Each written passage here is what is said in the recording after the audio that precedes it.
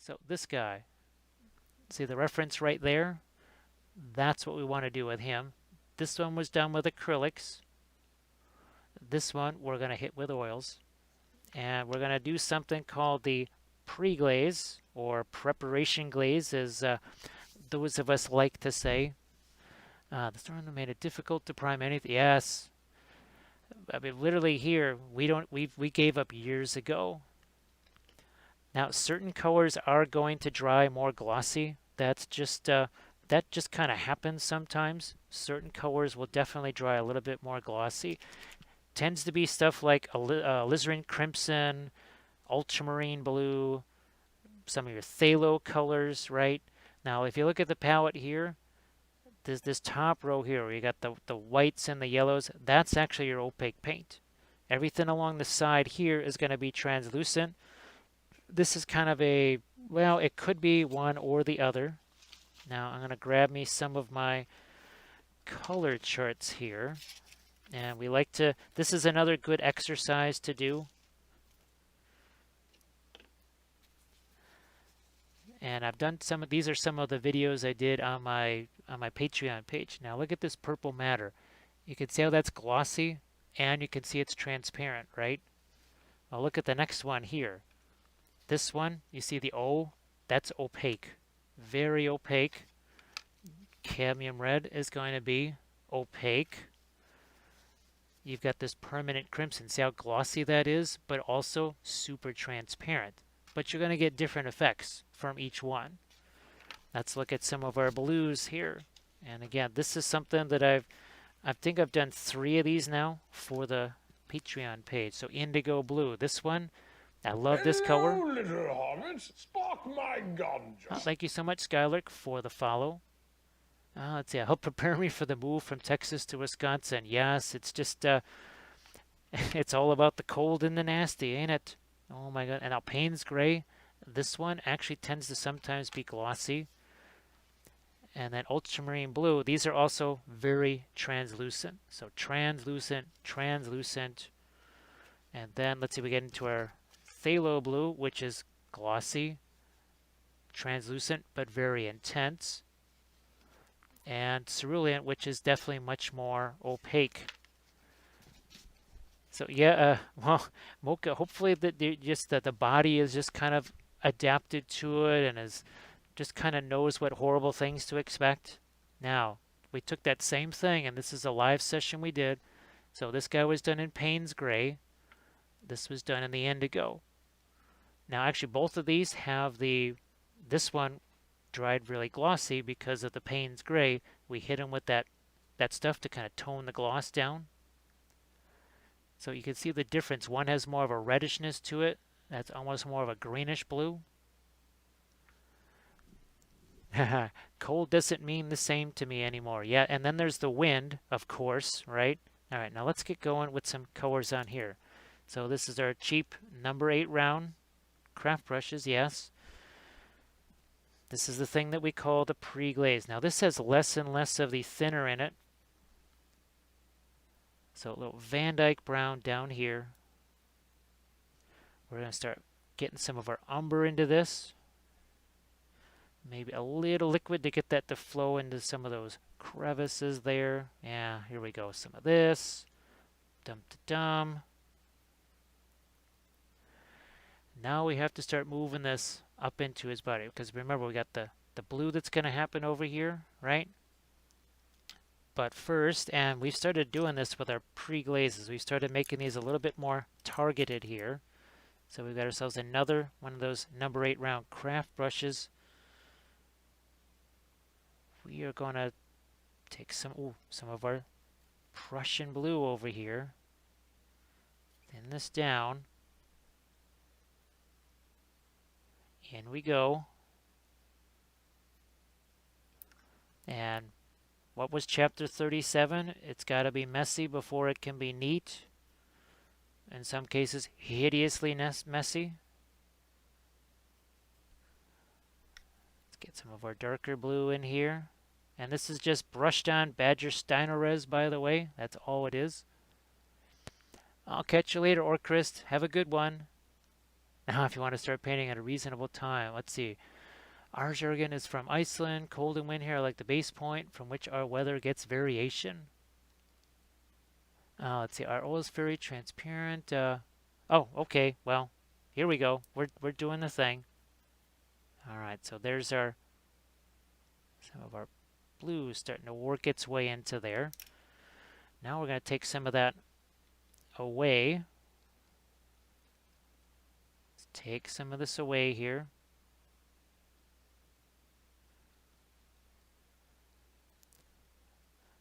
And now let's go back to our other pre-glaze colors, which are going to be very neutral by comparison. As in really neutral. Really neutral. Oh, let's get some of the umber over here. Warm this up. Warm that up a little bit. Oh, what the heck. A little indigo maybe.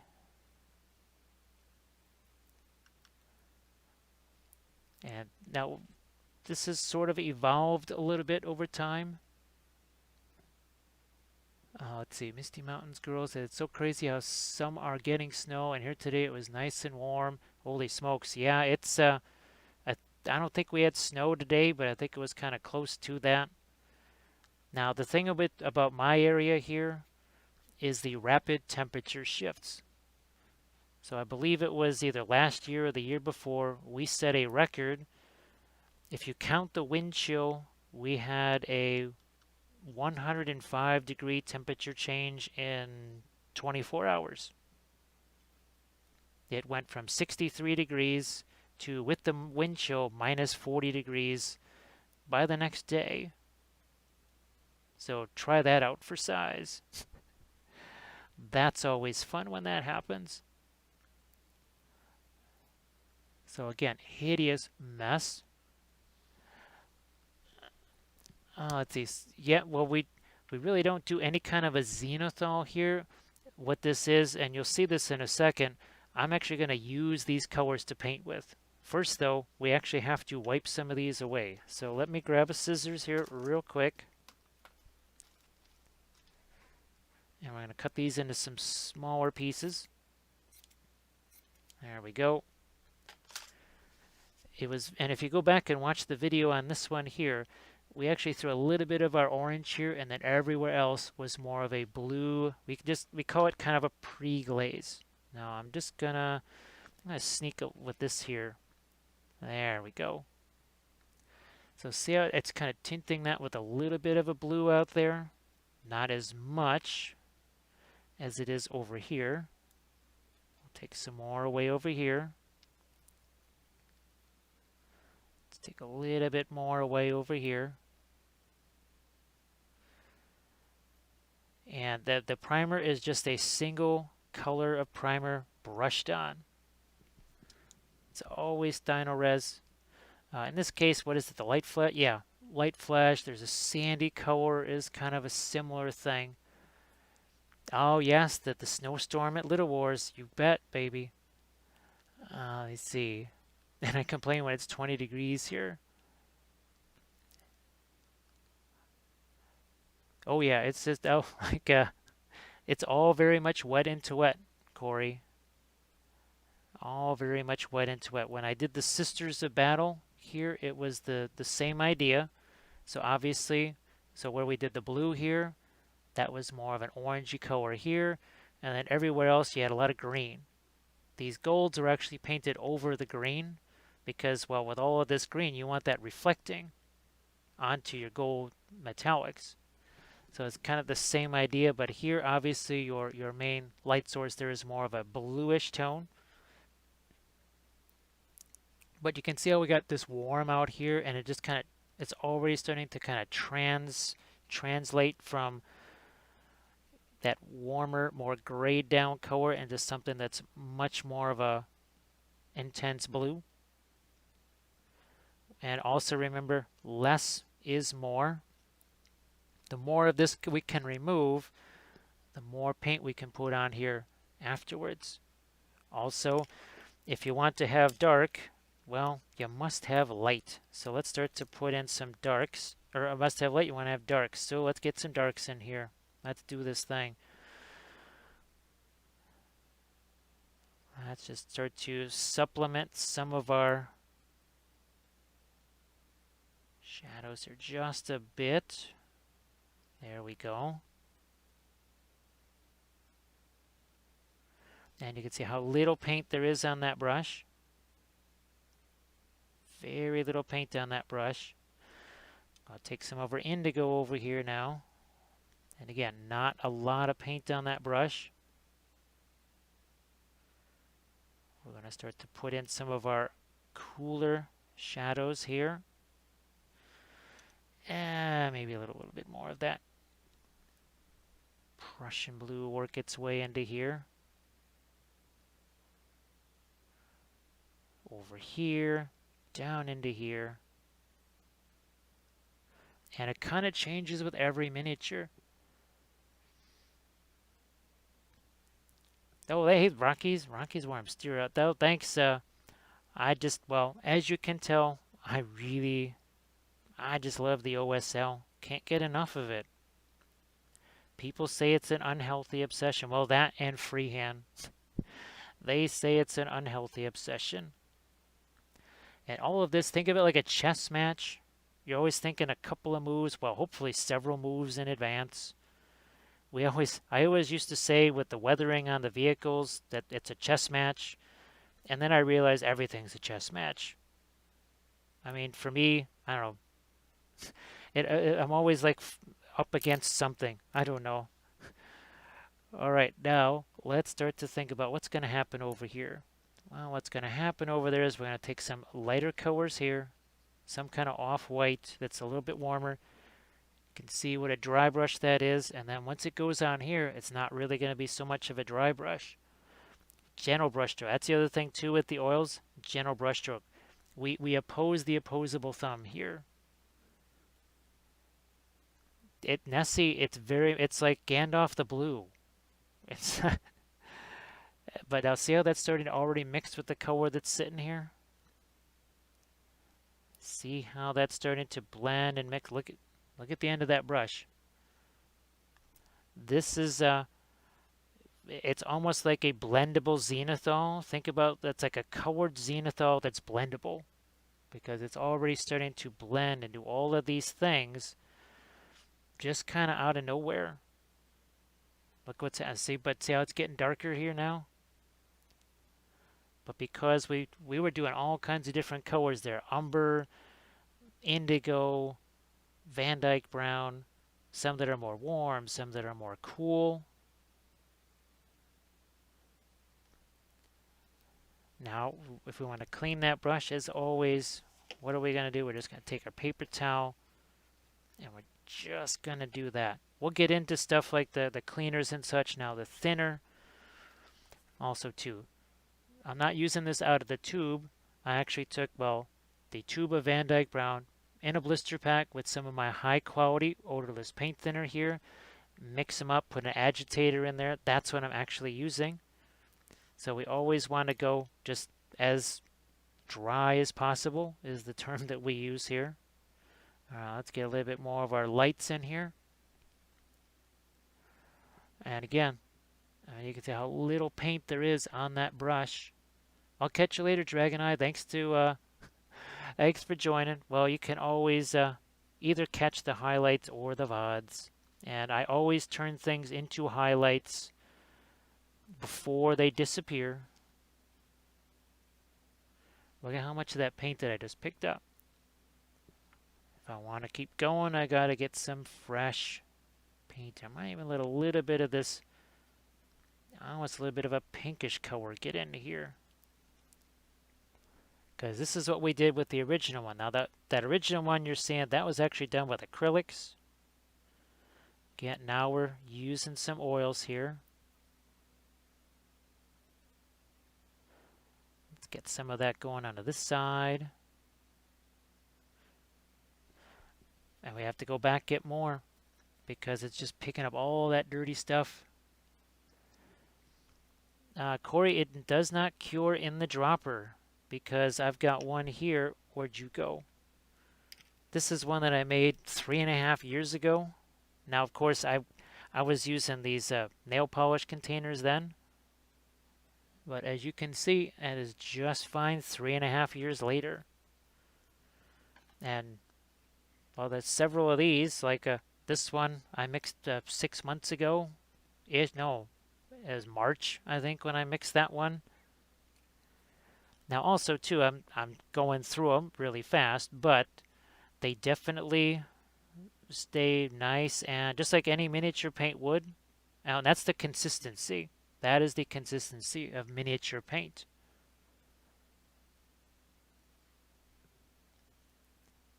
Now, this is the reason why I'm doing a second one of these, is because we always love the other one for film noir. So even here, and we haven't even had any of the light blue yet. So you're starting to see the lights and darks emerge. But what's really going to be interesting is when we start to get into our blues, right? Now I'm thinking of doing more of a, I'm going to grab me a phthalo blue here if I can. That's not phthalo blue. This is.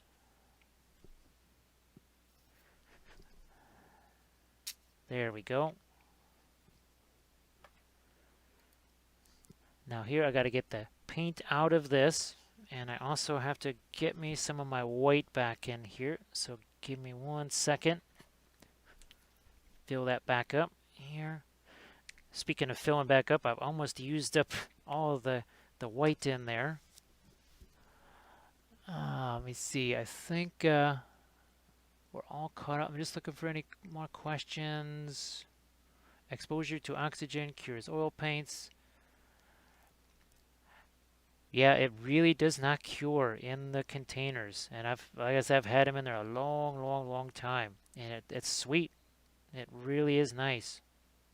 Oh, and they never clog because, well, it doesn't dry. So that's another really sweet aspect of that. Now let's start to think about some of our lighter blues here. Just start to give this a, here, let's get this guy over here. Maybe a bit on his foot, but see how it's all, the brush is all dirty compared to that side, so it means we have to go back here and get some fresh stuff.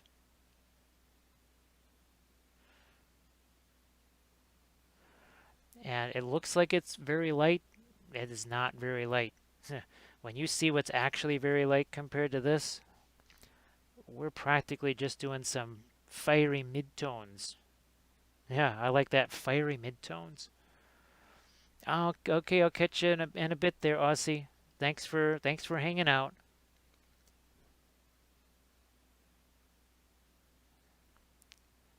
All right, that's about what we're going to do here with this. Then we've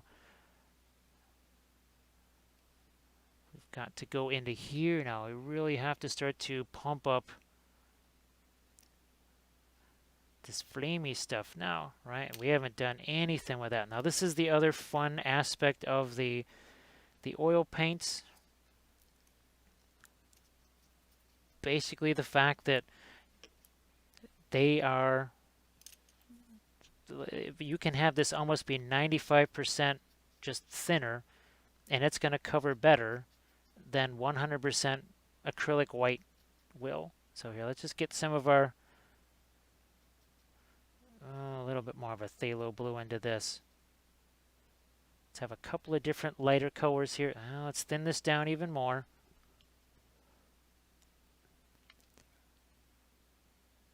And as you can see how that just is sinking down in all the little crevices there by itself. I don't have to force that. But see how I just kind of touch the brush there, and it just kind of fills in all the rest. And this is not the lightest color either. Basically, the oils kind of make everything easier. They make the non-metallic metal easier. They make the object source lighting either easier. The freehand, all the stuff just gets easier with the oils. Like I said, this is nowhere near the lightest that we can go. I can go way, way lighter than this. We're not going to jump that too soon, though. We're going to let that paint sit there for just a good 15 minutes. Oh, that's another important thing with the oils for the folks that are new to it. You can't just keep hammering away at that same layer over and over again. Basically, paint it and leave it. Come back to it later. You can see we're not working in any kind of layers. We're working on the whole surface all at once here. Not just doing one little part of it at a time. We're not just painting the face or painting his hand. We're working on everything all at once here. It's almost like Monopoly. You got to build evenly. Now, let's see. I'm surprised you didn't treat this the same way you did the Spirit Hosts. There was so little white here. And this is pretty much, remember, that's kind of how we were doing the flames on these guys right here. The Spirit Host, since it was the entire thing.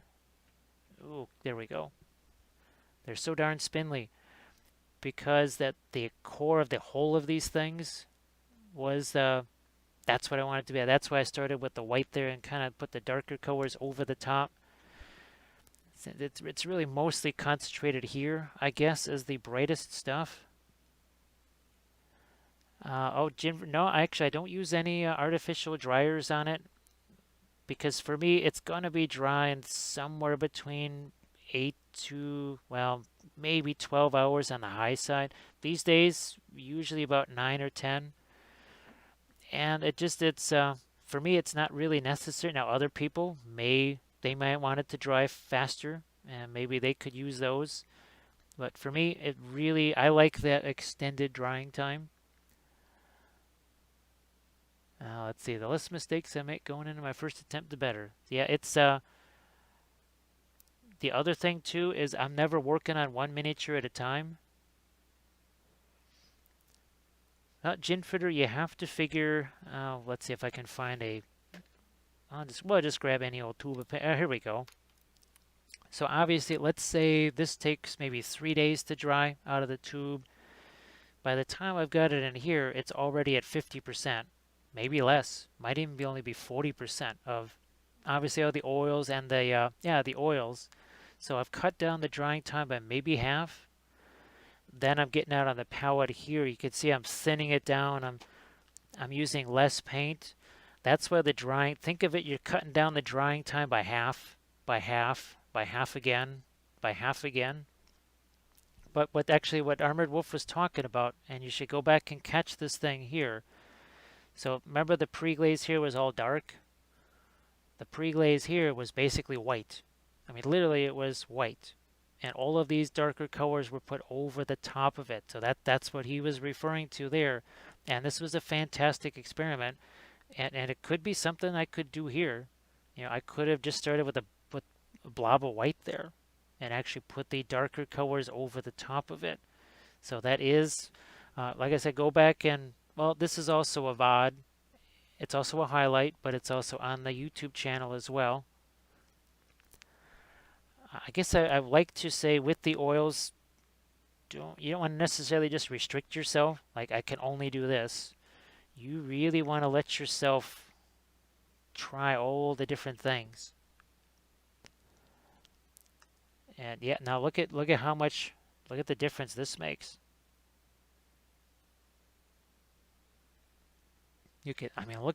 See how much farther we can go with that white. And remember, this right here is probably thinned to 95% not paint. But yet look at how that covers. Look at how that covers there. Is that crazy? It still boggles the mind. Now again with the Spirit Hosts here, all of the blues that went over the top of this were very translucent. A lot of Prussian blue, phthalo blue. And if you go back and see these things mixing, wow, it's really interesting to see them mixing with the white.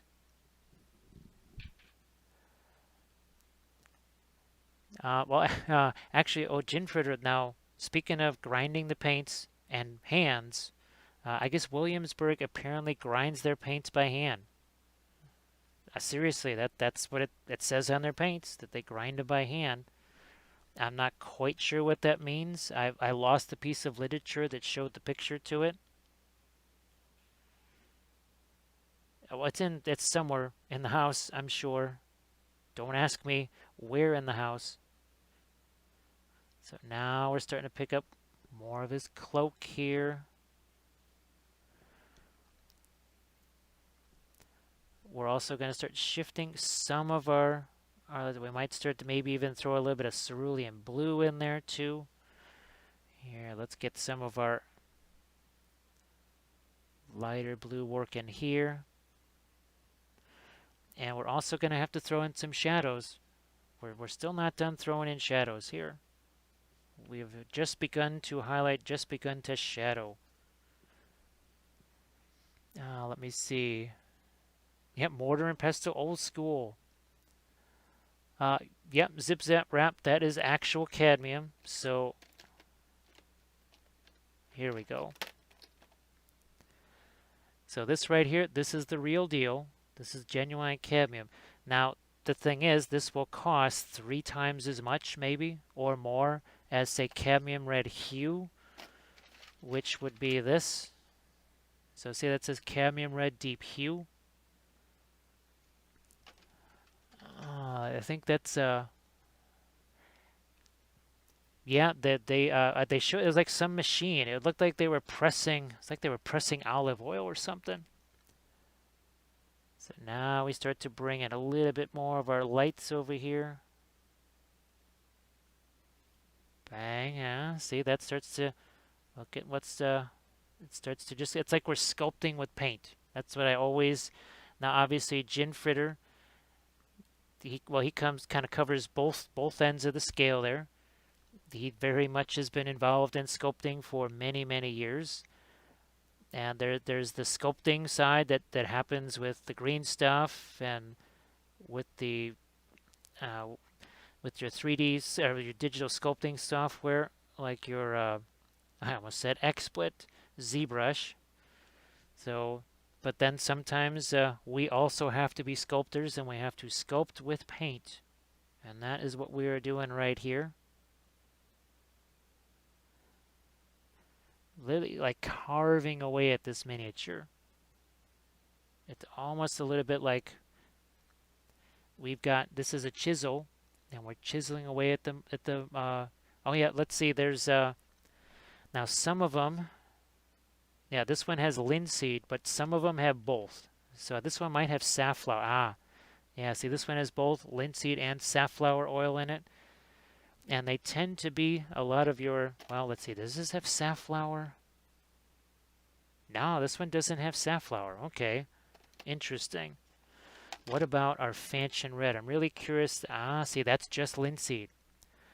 There does seem to be a little bit of a correlation between colors that are more opaque and those that don't have safflower oil in them. And we've been trying to figure some of these things out. Oh yeah, Ginford. Well, you and I, we both did the oil painting back in our high school days. Now, for folks that maybe haven't seen it, so I'm coming at the miniatures also from a 2D art perspective. Now, this is actually the most recent 2D art that I did. This is using miniature paints, fluorescent stuff, pro acryls. You can watch this on the YouTube channel. Literally just pro acryls and some fluorescent paints on a piece of illustration board. Now going way, way, way back, this is actually with watercolors right here on hot press watercolor board. There's some more watercolors on hot press watercolor board. Now we're going to get into some pastels. Love me my pastels. And then this is going back, way back to when I was 13. This is one of the oil paintings I did. So I've kind of been messing around with the oil paint for a little while. Thank you. Armored Wolf has the link for you there. You know what, Gin Fritter? There was a point where, because I didn't know where I could get really nice, high quality paint thinner or oil thinner, I started using a palette knife just because I wouldn't need any oil thinner or anything like that. Oh my goodness, yeah, that was a great discovery. Now, we need some darks in here. We can't just we're light, light. No, let's go the other way with this. We're taking some of our phthalos, some of our indigo. If you want to have light, you must have dark. I think that's dark. That to me says dark. There we go. Nice and rich and dark. And see how that gets lighter just pretty much by default. What's going to happen on the other side here? I think something very similar. Boom. Dark. Nice and dark there. All right, what should we play around with here? Couple of things. First, maybe we can get, no, can't get any closer, but we're going to do this. Boom. Look at that. So how long have we been painting this? Armored Wolf would just say half an hour-ish, something like that.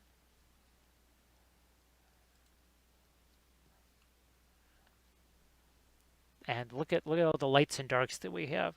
So take away the color, strip away the intensity, strip away all that stuff. What do you get? You get lots of lights and darks. Now, let's go back, bring that color in. All right, so about a half an hour-ish or so. Yeah, let's not have a hair sitting there. Let's not just think about one area here. Let's keep moving. Let's keep moving around. Let's get some. I'm gonna get some of my. Where did my white? Here it is. I'm gonna throw some more of my white back out here. And we are going to mix that. Some of our warmer colors here. Maybe not as warm as that red, but something warmer here. Get a little bit of my brown into that. There we go. Aha. So this warmer color is going to make this look even cooler, and because it's also very desaturated, that is going to look that much more intense. So there's what we just saw with Film Noir. I'll catch you later, Jim Fritter. Thanks for hanging out. So the Film Noir showed that we had lots of value, right? Lots of lights and darks. Well, that ain't enough. That's value contrast. We want saturation contrast. We want color contrast. That's what we're putting in here now. This is going to be some of our color contrast here. And because this is all super desaturated, here, let's just look at this right here. You can see we got our cool colors here, warmer colors away from where that glow is going to hit this thing. Oh, what the heck? Let's get some yellow in here too. Why not? Let's do this thing. There we go. Yeah. It's a hint of it. That's all it is. And look at, again, just 2 fingers on the brush here. It's so funny, when I was trying to learn how to use chopsticks, our intrepid moderator said, Jim, hold the darn chopsticks like you'd hold your brush. Don't crush the chopsticks, caress the chopsticks. And all of a sudden, I was magically able to feed myself. Because he said, why don't you think about what you do with your brushes? Maybe then the chopsticks won't break in half in your hands. And he's like this, right? It was no. Caress the chopsticks. And when we caress the chopsticks, they let me feed myself. If you caress the brush, it will let you paint all kinds of wondrous things. So look at the temperature difference there, right? Nice little temperature difference. Let's start to work in a little bit of umber now. Transition this over. So there's a hint of almost like a little bit of a pinkish color in there. But you can see it's picking up that darker underneath color there. Let's see. Yes, it's the restaurant staff wasn't quite so sure. Is like, why does it take two other people to feed this person? What's going on here? Is this some kind of strange Western ritual of some kind? What's going on here? Now here we got a whole bunch of dark. We need to actually sneak in some light from this side. Yeah. You can see it's picking up that blue there. But this is the advantage of the oil. See how it's starting to let me mix some of these warmer, less saturated colors even into the heart of this bluish area right here. Bring some of this over. Now it's starting to turn almost a little bit greenish. I'm going to take away some of the paint out of this brush here. We'll go a little bit darker now with something that is not a dark blue, but we're going to get some dark browns into this now. We need some of that under here. A little bit of that here on his hat, I think. Yeah. Thinking about some shadows here on his robes. Now we'll go back to let's go back to some of our lighter colors. Spark my ganja. Thank you so much for that follow, Devil1. That is appreciated. Back to some of our light colors again. And I'm just using that paper towel that I was talking about. That's basically it, just wiping things off on a paper towel, not cleaning the brush in the more traditional sense, I guess. I'm going to continue a little bit of the lighter flame there. You saw I kind of let this area alone, worked everywhere else. Now I'm going to go back into here and start to build up some more lights. And if need be, I can always do some glazes over the top of that, tone it down.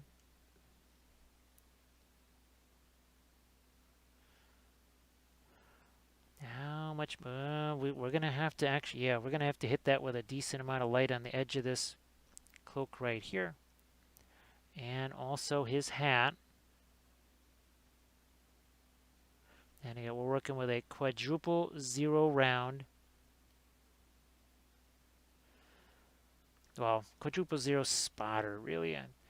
I do wish they had liner brushes in quadruple 0, but I don't think they're ever going to be making those, so work with what we got. Let's get some light on his cloak on this side too. More of our blue flame here.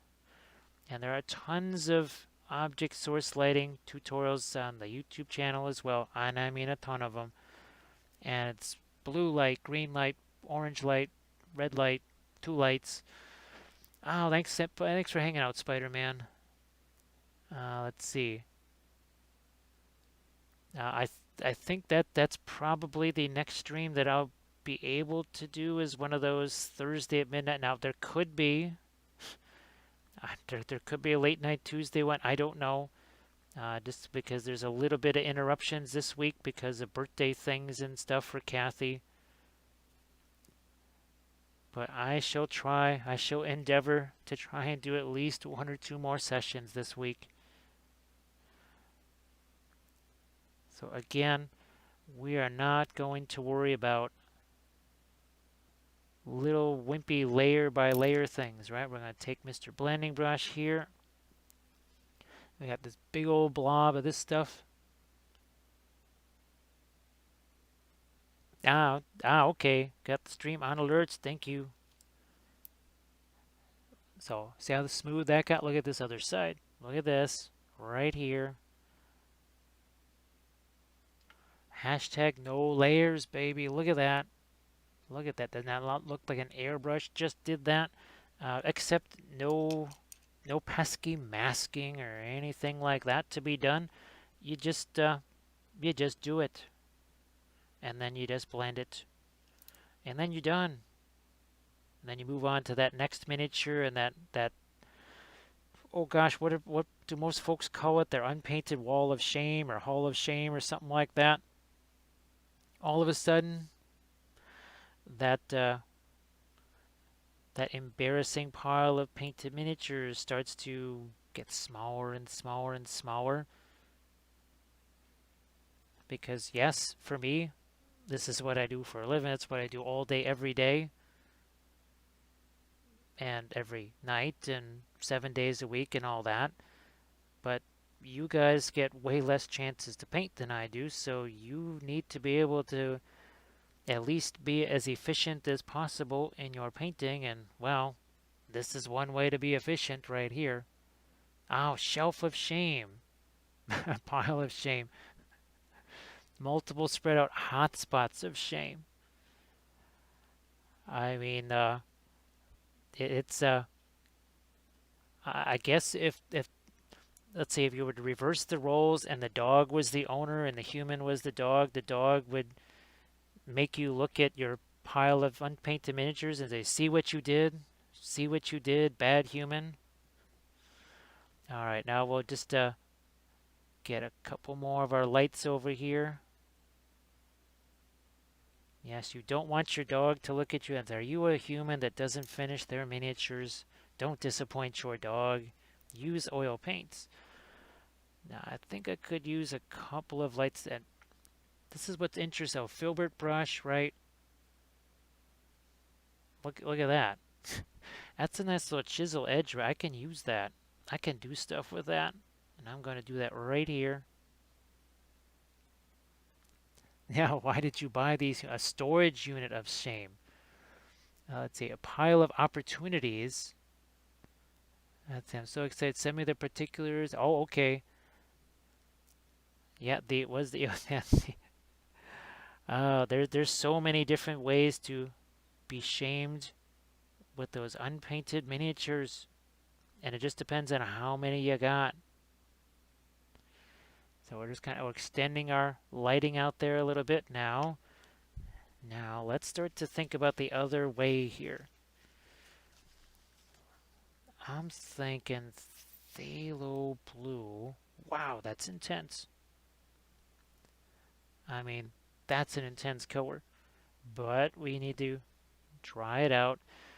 And what we're hoping to do, oh, there we go.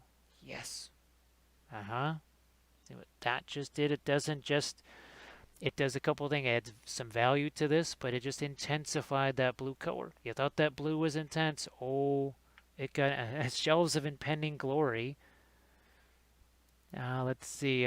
Yes, judging dogs definitely don't get treats. Ah, there we, ooh, look at this. Look at that. There we go. Yeah, I'm going to do a little bit of that over here too. And a little bit over there. Maybe some over here. And over there. And over there. Now I can go back with some of my lights here. Now that I know what that kind of what the darker areas of that flame are going to look like, his bale fire. Oh, let's get some glowy thing. Gee whiz. We thin down our paint here because we want that to just do some pin line wash right down into, well, between the fingers there.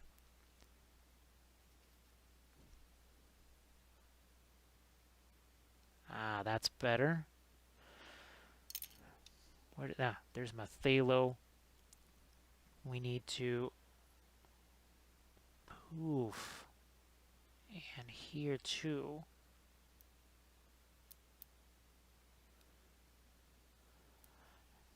Now, I'm gonna find myself one of my, here's a brush that we can just get some darker, warm colors under here. I'm looking at this going, oh, okay.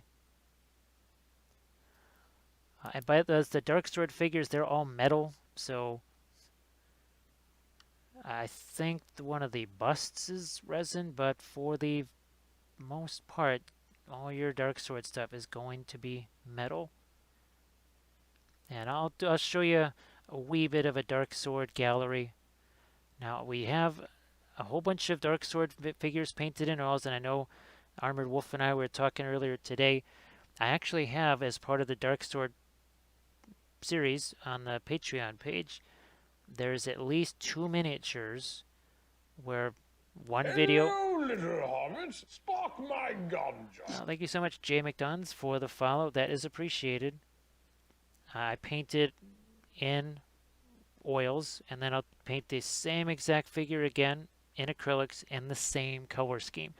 Then there's other ones it's reversed. I start out painting in acrylics, and then we paint another one again, same color scheme, but then in oils. Now I've also been working on the Necron series. That's series 21. That one, the first series was done. It was TMM with acrylics. Now the current one is TMM with oils. So you kind of have this direct comparison between the oils and the acrylics. I'll catch you later, Bill. Thanks for hanging out. Let's see. Yes, those piles of shame, shelves of shame, storage bins of shame. Oh, let's bring it just a bit more Mathalo here.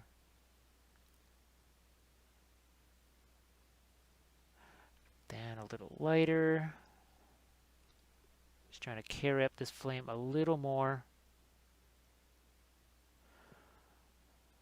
I think we're pretty good. I'm gonna look at my. Nope, I don't think too much of it got down into there. Hey, Kaz, how are you doing? Nice to see you again, Kazmania. I'm going to just move my camera down a tiny bit there so I can see it even closer.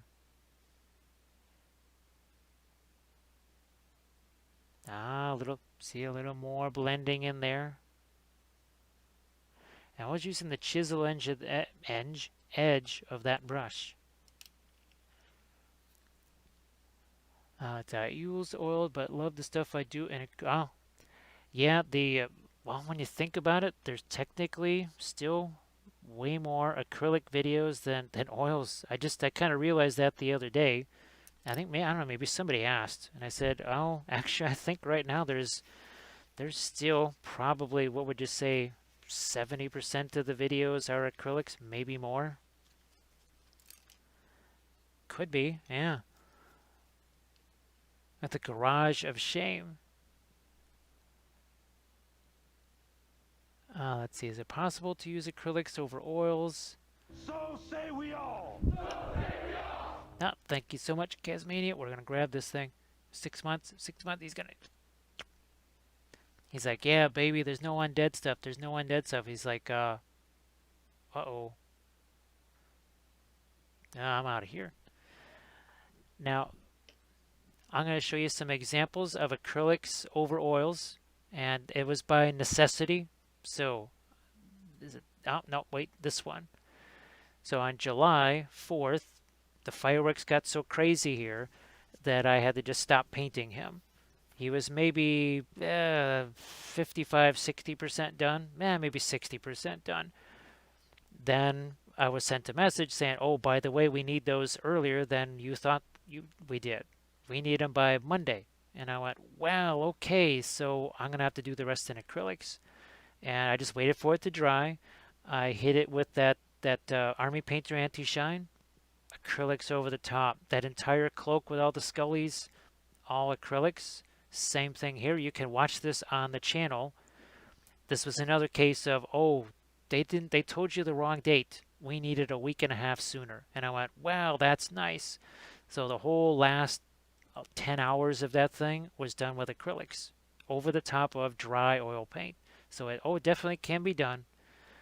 Now let's see. Yeah, it's really weird. Now maybe that starts to, I guess, change I don't know.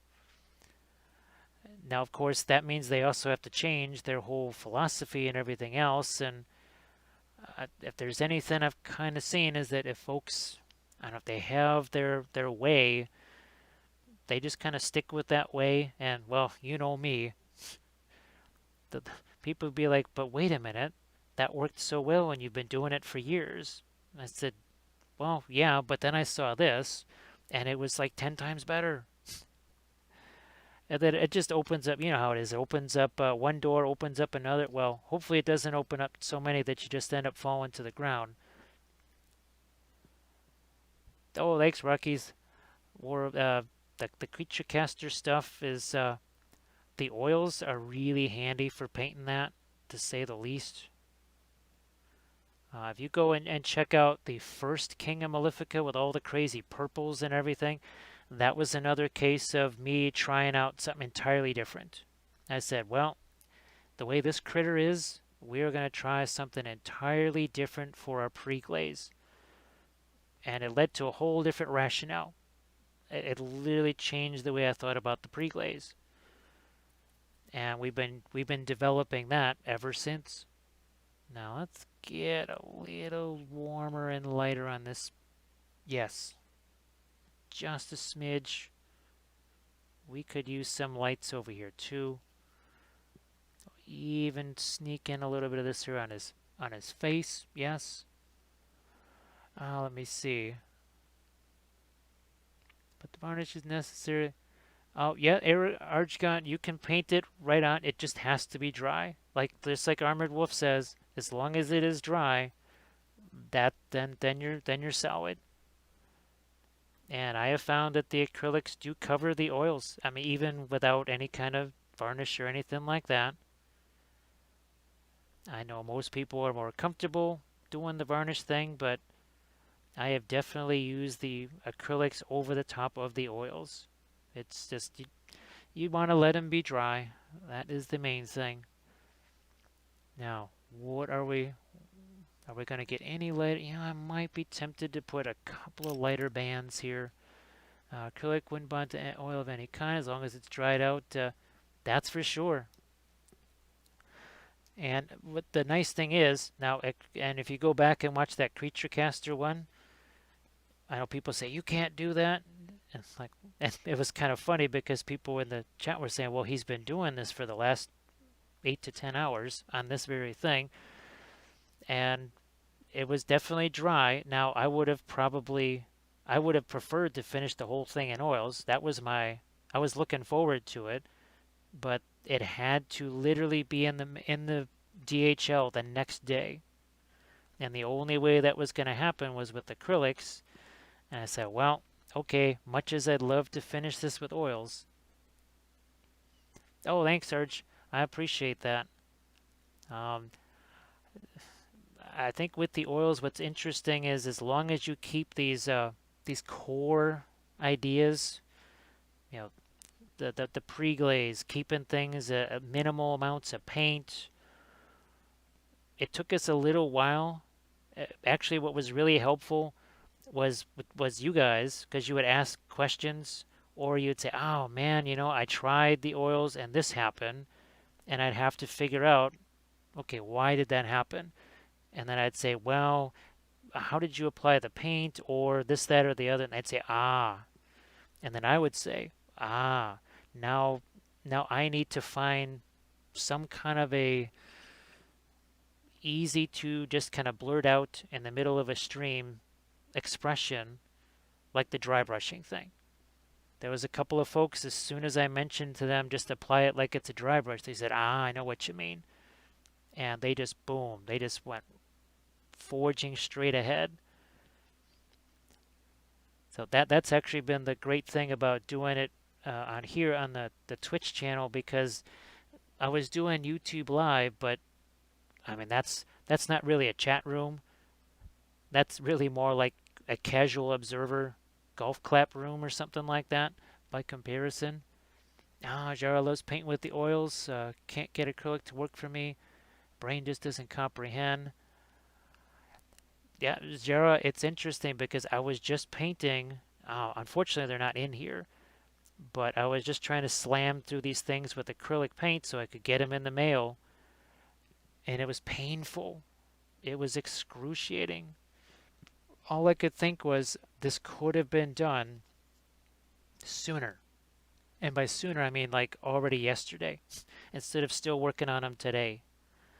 And it was crazy to think that now, yes, the oils were, the whole idea behind them was to increase efficiency, also that and a little bit of nostalgia. I just didn't think that it was going to increase efficiency by that much. Let's see, backlog, a new oil-based painting pyramid incoming. Let's see, the painting pyramid, I'm just kind of, for the moment, it's just going to be the original painting pyramid. In some ways, it does kind of, oh gosh, what could you say? The painting pyramid is kind of the pre-oils years, and then that you can kind of see the how it developed once and changed, and then up to the oils. There was supposed to be a second Kickstarter, actually backlog battles with more videos and that sort of thing, but the first one was so incredibly painful, as all Kickstarters are for just regular people who don't have an entire cool mini or not behind them, that I just said, yeah, I'm not doing another one of those. And well, then the Patreon thing came along and made it unnecessary, like completely unnecessary. So thank goodness for that. But who knows? Maybe one day there might just be some new painting pyramid oil paint things. Well, nostalgia, right? Let's see. Misty Mountains love this newfound stream. Oh, well, thanks again, Misty Mountains, for joining. And you can always catch the highlights. Obviously, there's VODs, but the nice thing about the highlights is that a lot of the like the beginning and the part where I'm rating somebody is cut out, so you just have the actual just footage there. So you can always go back and check those out. And thanks again for joining us. Look, see how this is turning this greenish color with the oils. I had to glaze that in. I had to paint that in, just as we say, by hand, but I had to paint all that stuff in. Oh, which Marvel Crisis Protocol one was that? Now we've got, where the heck did they go? Because we did a few. Oh yeah, there was this was the one with the turquoise, right? And we used the Achillean green, I think, for that. And then, oh, then there was this one here. I think this was the first one we did. Yeah, this was the first one we did. Imagine how fun this would be in oils. Yeah, that would be very fun in oils. Oh, the Red Skull. Okay, well, wow, I grabbed the first one. Now let's get some. I see that we need to do more darks in here. And also in here. Let's see how those shapes start to come out. Now we just added those two. Quick check here. Alright, so now starting to get that value, and because we're always going to have it over here because of our light source there. But now, yeah, we're starting to get that on the back too. Yeah, Drax, the first one right over here, that was a dark sword video for the Patreon page. I don't know if that was pro acryl or if it was contrast paint or both, but that one was part of a pledge level where they get the miniature. And I didn't have, I mean, you see how effective this thing has been for the, whatchamacallit, for the film noir. So basically, I swore that I would paint this one again so that I'd have something for the film noir. And yay, now I've got it again. Well, this way too, now people can see the difference between this painted in acrylics and in oils. And I'll bet, now the next dark sword figure, like I said, that I'm going to be doing, is going to take advantage of the latest color chart, like raw sienna. When's the last time you saw raw sienna on the palette? So some of the colors that I tried in here that I don't use very often, I think I've actually got the miniature. Ah, here it is. So I'll be filming this later tonight.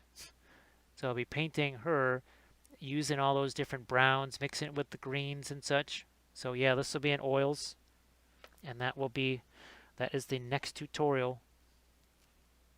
Let's see how much vibrancy. Uh, Actually, Corey, they don't they don't lose any.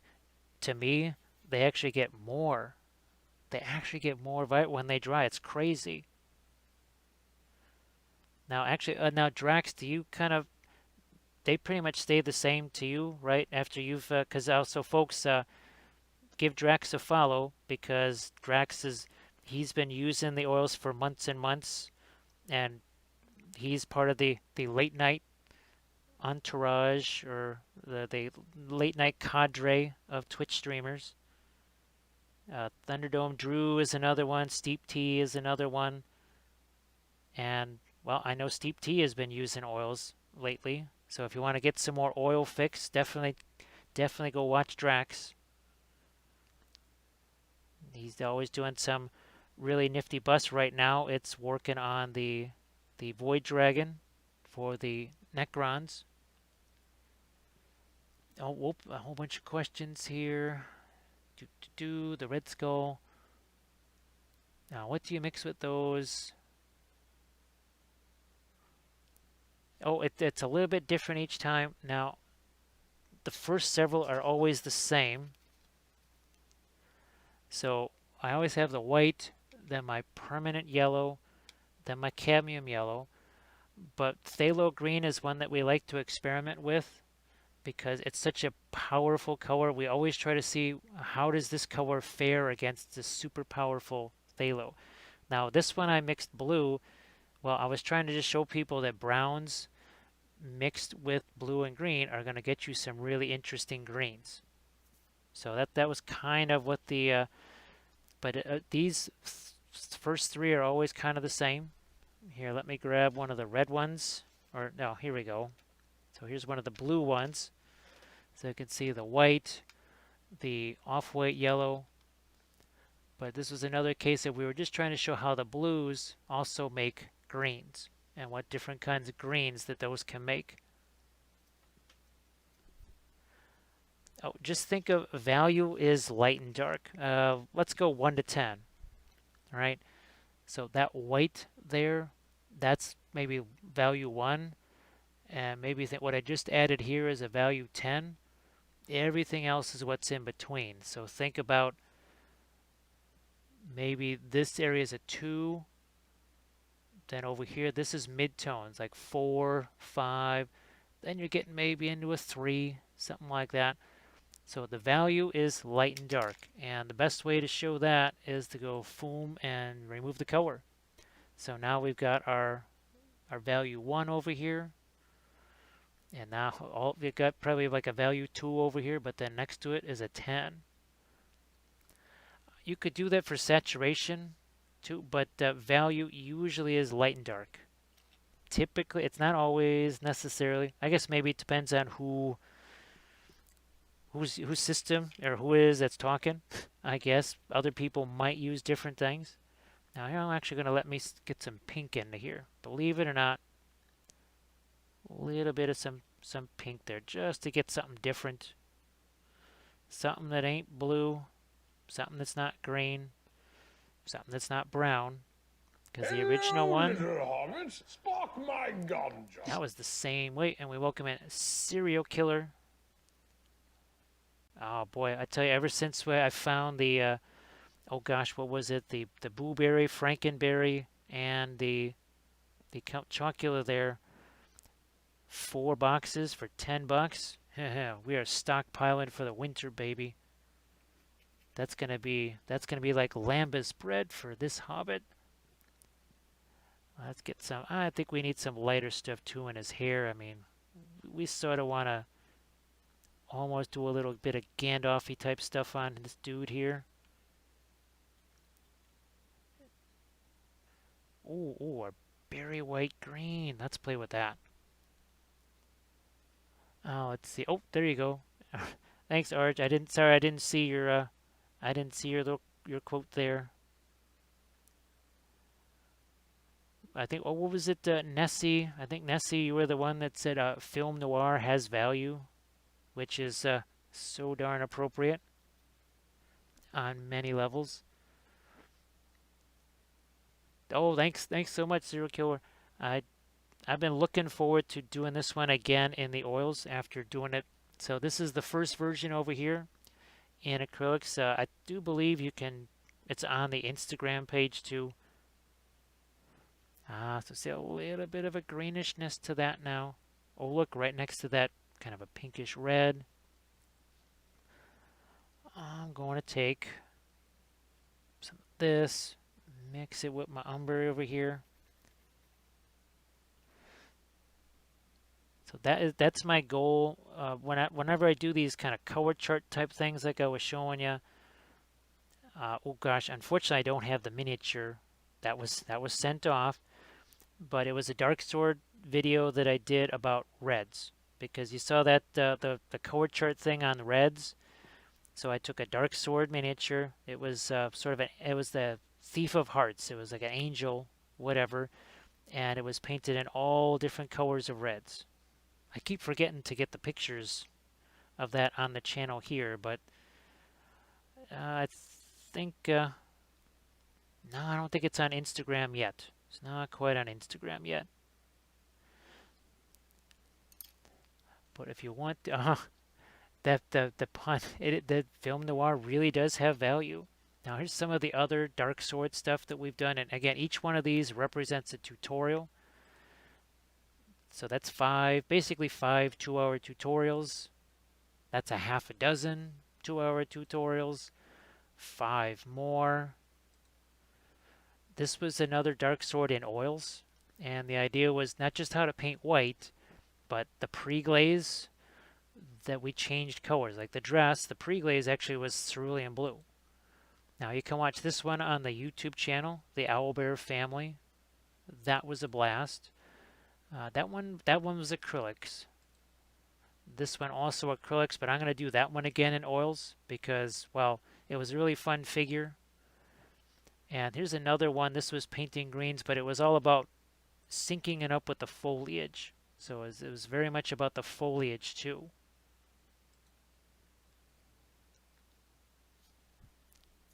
Yeah, that's when you laugh in tie-dye, it's very it's got lots of hues. It really does. Oh, see, look at that transition. That was not easy to do with the acrylics. With the oils, it just happened by itself. Literally wasn't even trying to do that. It just happened. Didn't even have to fight with it or try to make it do anything. It just did it by itself. I'm telling you, this stuff it never ceases to amaze me. Now, we can't just have, here, I'm going to take some of this here berry white green. It's almost kind of a grayish color. We can't just have nothing but darks in those folds, so we're going to lighten up those folds just a bit. Just a little bit there. Yep. And some more over here too. Definitely in here. Can't just be nothing but dark. A little more this way. Now, do I need to get any more? Maybe. Maybe I need to get a little bit more of my lighter blue here. And by lighter, not by much. Not by very much. Now this is really a dry brush again. Oh, let's see. Oh, there's an interesting question. If you were to ask for some oils, now as far as ones that I don't already have, or is this just if I had kind of no oil paints at all, or nothing outside of a starter set? I guess that's my question. Hey, Draconic Visions.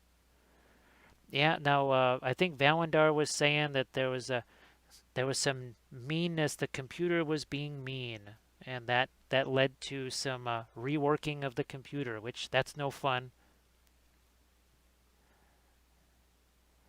Now, as far as let's say, okay, I'm just we're starting from zero. Actually, the must-haves. These are two of the must-haves. So right, oh, okay. Wow, that definitely. Well, that's even. I think you would take the computer stuff over that any day because you poking around inside a computer is better than somebody else poking around inside of you. That's for sure. Woof, that is no fun. Sorry to hear about that, but I do hope that maybe that's the last of it. Because yeah, that is definitely not bueno there. Now some of the other ones of the Egyptian violet, which also in most other places is diazonine purple, I think. Oh geez, backlog. I think that would be it would be unnecessary. Part of it is, let's say you want cobalt turquoise. Actually, what you could just do is take phthalo green and cobalt blue, and boom, you have cobalt turquoise. And the best thing is, you already have phthalo green, so now you could make any kind of really insanely bright green. Like, where did he go? So phthalo green was mixed with a bunch of different colors to make all those different greens. Hello, little hobbits. Spark my ganja. Thank you so much, Robot Wizard. That is appreciated. Now, the other thing, too, is that will be insanely expensive. I mean, well, those cobalt colors, so cobalt violet by itself will set you back probably somewhere around $40 by itself.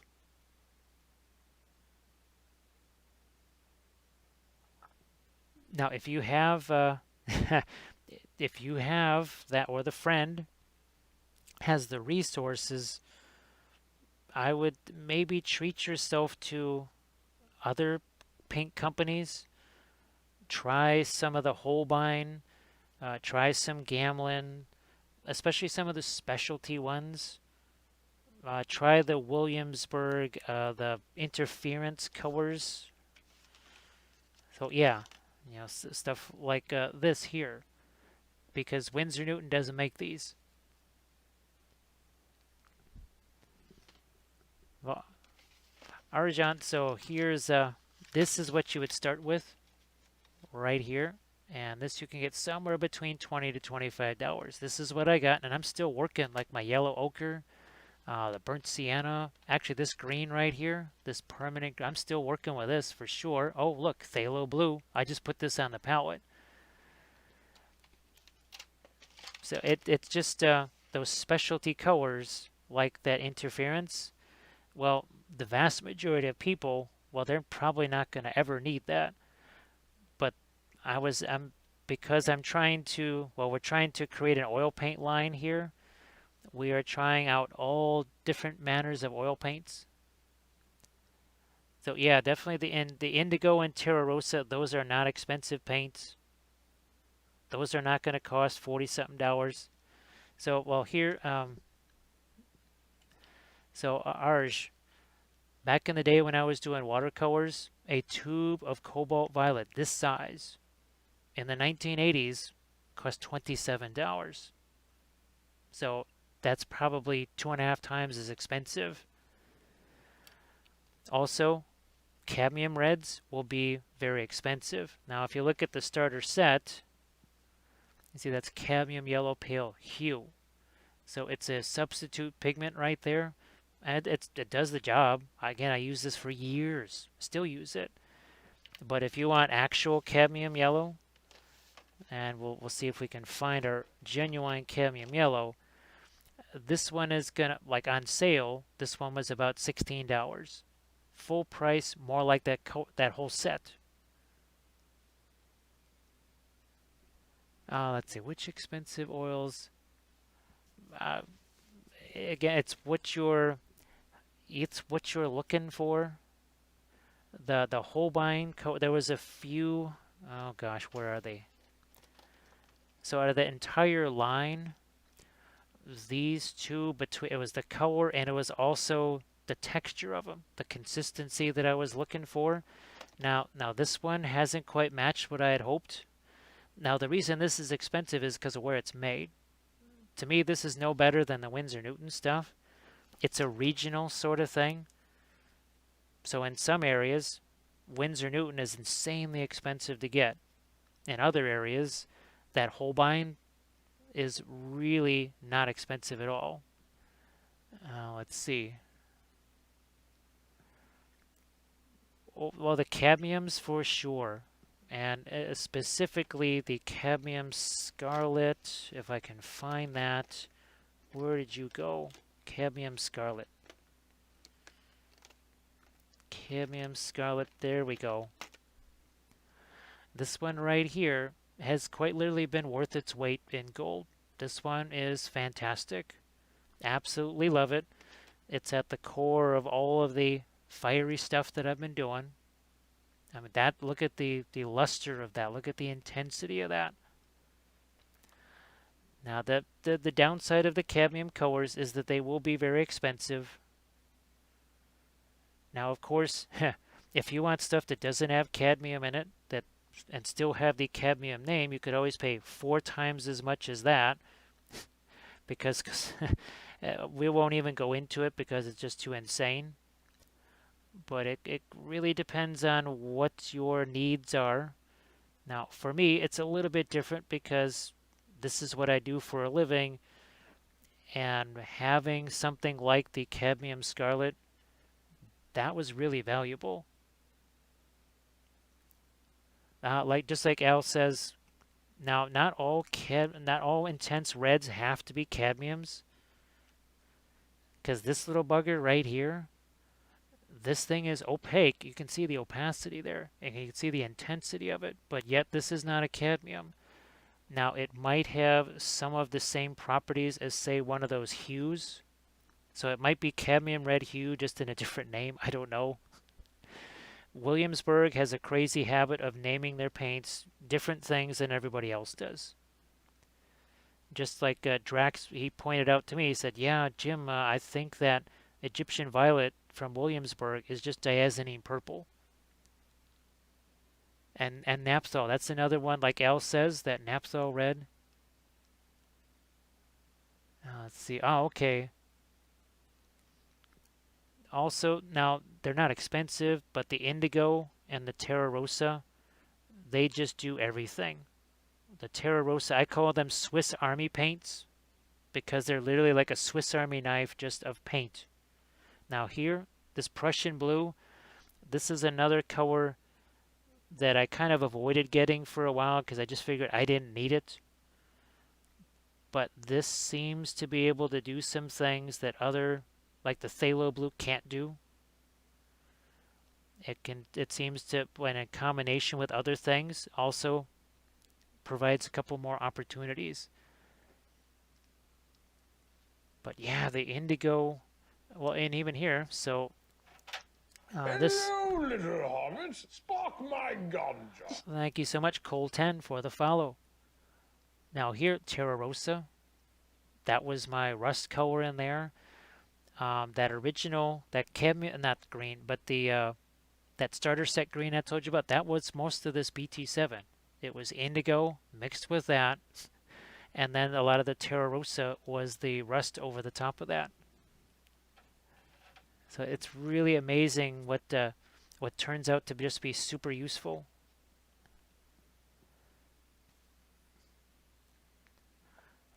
It really is, and it's mostly Prussian blue. There is a little bit of phthalo blue in there. I can't forget there is some phthalo blue into this. Now some are going to be a little bit more red, some more greenish. What needs to happen on this side? I think I still need to get some grayish greens over here on this side maybe. We got lots of warms there. Maybe on this side we go for some grayish greens. Yeah, that, okay, it's lacking just some different stuff over here.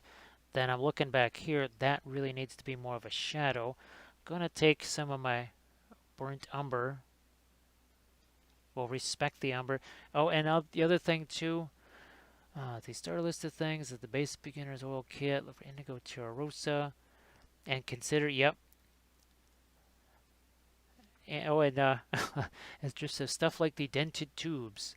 Now, let's see, if you want to try out Gamlin colors for cheap, they have a factory outlet. Oh, Drift, I'm gonna have to, I don't mind a dented tube. I eat food that's practically been thrown on the grocery store floor, I guess, in the deli aisle. So yeah, why not? Now this has been the other thing too is keep in mind that we take the, and I think you might have seen this already. We take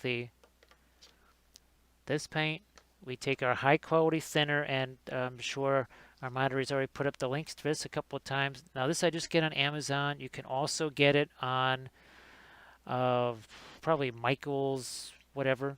But I just mix it in a blister pack like this, and it just goes into a plastic jar, or a plastic, it's miniature paint consistency. You can hear that sound? That's just the pewter. That's just some chunks of pewter. Now, if you don't have lots of metal sprues like I do, well, then you could just get glass beads and chuck those in there. So that's oh, look at this. So this is from a Dark Sword miniature that I'm not going to be using. I'm just going to hack this into little pieces, and this is future pewter agitators for me. Yeah, Mike on Hobby Lobby has it too. Okay, gosh, I can't remember the last time we've been to any art store. Now I'm going to just throw a little bit more of my white back out here. That is if I can find it. And we'll just use this other white then. So this is the fast. This is another one of our kind chatters sent me this just to experiment with, because it's all about the experimentation. If you don't try new things, always must experiment. Hello, little hobbits. Spark my ganja. Thank you so much, Jack Mischief, for the follow.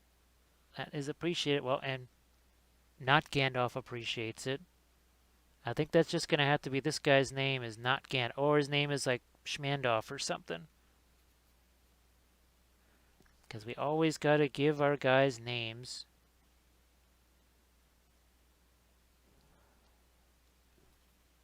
Do I need to get... Yeah. Just going to hit that a little bit brighter here. What about on his sleeve? Maybe we'll get some brighter stuff on the sleeve. I suppose not Gandalf. Whenever Rocky is in there, I'll just have to call this like not Gandalf, just like not Jay. Otherwise, I think maybe his official name will have to just be Schmandalf. Schmandalf the Blue. Oh, and also object source shading. Now I'm going to be doing, let's see, it's Saruman the White mounted and on foot, and the Gandalf mounted and on foot. And I'll be doing those in oils, and I will be showing people how to avoid the dreaded object source shading, which is when you have somebody with a light-colored cloak, and yet the light source is darker than their cloak. It's like, but the light source is supposed to illuminate that. Yet the light source is darker. Now, here's a fun little thing. I've got a bunch of these. Let's see which of these is going to work best. And I actually have all the different colors here. So these crazy little flashlights here, like this. Now let's see if one of these blue ones is bright enough. Ooh, this one might be bright enough. Now I'm going to, whoops, not do that. I'm going to do this. And now let's say that, well, it's easier if this doesn't have paint. So you can see this will tell me, all right, how much do I need to get on his face? If this is where the light is, how much of that should be hitting his face? What if the light source was down here? So you see we have to light up much more of his face right there. And there's all these different colors, as you can see. There's green, there's red, there's white. So, and they're really cheap. The token used the Dervicton from North Mist to name. Yes, that doesn't surprise me. Does that surprise? Let's get some more warm stuff going on in here too. Now that we got this white back out here, we'll just. Oh, Terra Rose. That's right. This was our rust. This was the rust that we were using on the other one. Right? Yeah, it was. It's here. Oh, let's compare the two. And we've basically been using pretty much the same palette for both, right? So two very different miniatures tonight here.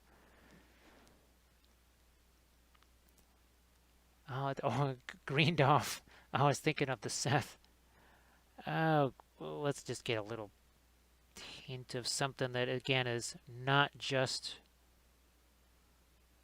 See, I can even really pump this up more. It's so much easier to do this with the oils. Oh my gosh, it's crazy. So many more fun colors that I can get into this. So much more easily than it was for the acrylics.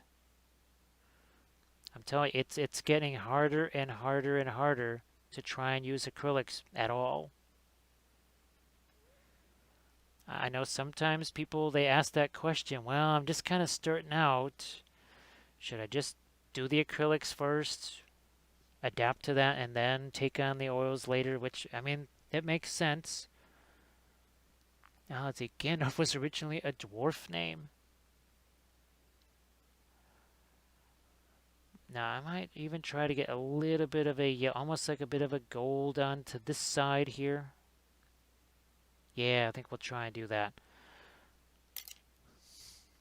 We do have a little, this is cadmium, this is genuine cadmium yellow over here, by the way. This is not the faux cadmium yellow. This is the real deal. Let's make sure that we're on target here, trying to not have this over on the side where there's going to be our blue. Yeah, like this. Down here.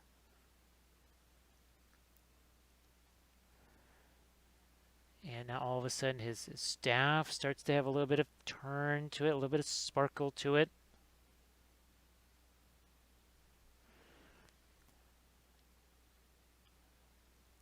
No, not over here. There.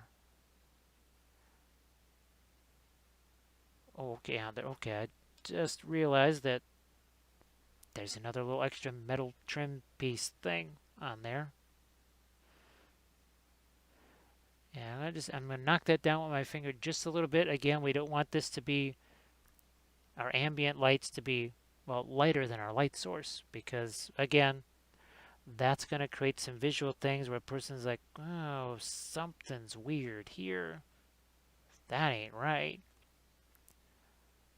Why is the light source not as light, or the illumination not as light as just the ambient light source? That's kind of what's going on there. You saw the flashlight. I shined the stupid little flashlight on there, how it just kind of dominated everything. Lighter again, some of our yellow into here. Poof, there we go.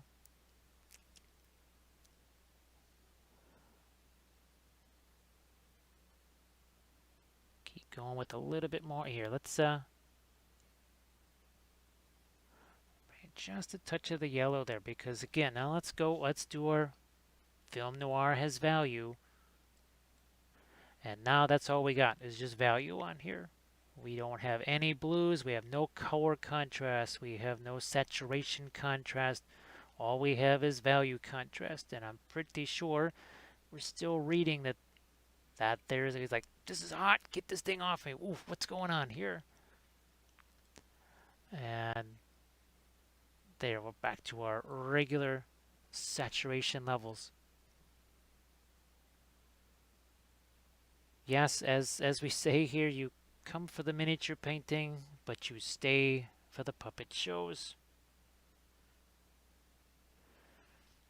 Which, for some reason, I don't tend to see that on other channels. Maybe that's why they kind of say that we are sanity challenged here. That's how we like to put it. Just a little bit sanity challenged. I will get just a bit of, yeah. Now his hair's starting to look a little lighter there. We need to do the same down in here, except I'm going to also steal a little bit of umber to do that. Because if all of this area is just nothing but dark back there, let's see, I'm going to be stopping a little bit here because I actually still need to film. Speaking of, well, here, this one, I still have to actually film this thing tonight. Well, we also have to let our beloved moderator get his work done too, because we're actually we're 5 hours and 44 minutes in. So what we want to do is we definitely want to get all the way through our Schmandoff here. Now, my usual stream days tend to be Monday nights like this. Then Thursday night is a late night stream, so I'm usually literally starting around this time. Then Friday tends to be more like this kind of a start, where it's about starting 6 o'clock Central Time here in the US. And then my Saturday extravaganza, we try to have that begin at 3 or 4 in the afternoon and just keep going for a long time. Now, this Saturday I have to be somewhere, so unfortunately I won't be able to do this Saturday. But that's a typical kind of a stream schedule. So I'm in the Central Time Zone here in the US, and like the usual typical Thursday thing that I do, well, geez, if it's starting at midnight, well, it usually starts around 11 or so at night, and it goes to 3 to 4:30 in the morning. If I wasn't filming tonight, I would just still keep going on this, or I'd probably have 2 more miniatures. So yeah, the only reason why I would be stopping any sooner is just because I have to film something, and that's going to take a couple of hours all by itself. Okay, you work out and you work until 7 a.m. Okay. Yeah, for me, my sleep schedule, if there is any such thing, it's really weird. Yeah, generally, I forgot what it's like to go to bed before 5 o'clock in the morning. Now, what about, okay, staff here. What's going to happen in here? Do I need to get darker in there? Do I try and sneak in? Well, let's do this with the,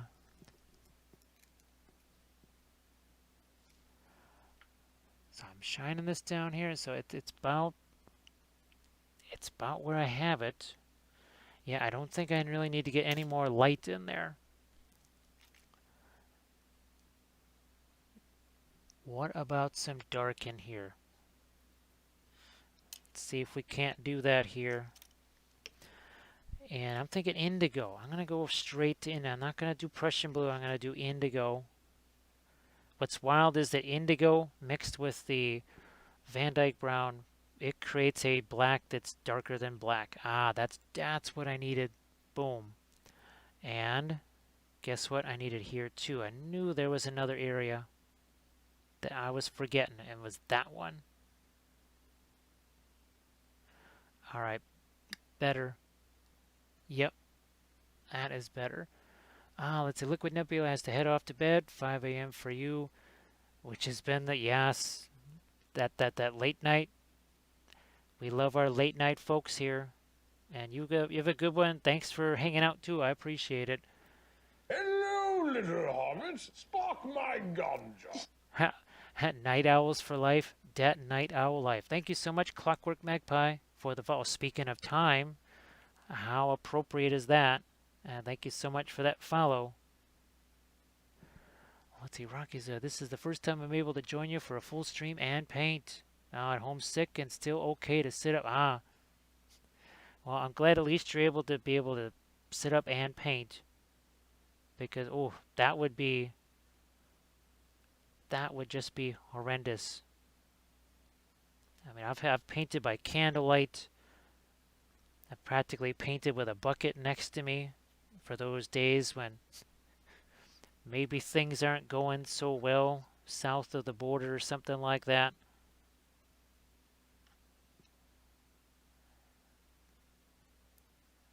Yeah, that needed a touch of darks under there. This also needs some of that. But man, just this ability to blend all this stuff. It just blends. You just do not have that opportunity with the acrylics. Yeah, well, no, it wasn't the same thing that took out Not J, is it? Or, I mean, at least close enough to it, I guess. Because I know his was not a whole lot of. It wasn't super fun for him getting through that either. That was he was not a happy camper. Oh, you know what we still need some more darks in here. Yeah, a couple darks there. I'm going to get a sneaky dark down there into his face. There's a stupid little hair stuck to that. Now, they know a headache and dry cough and a fever.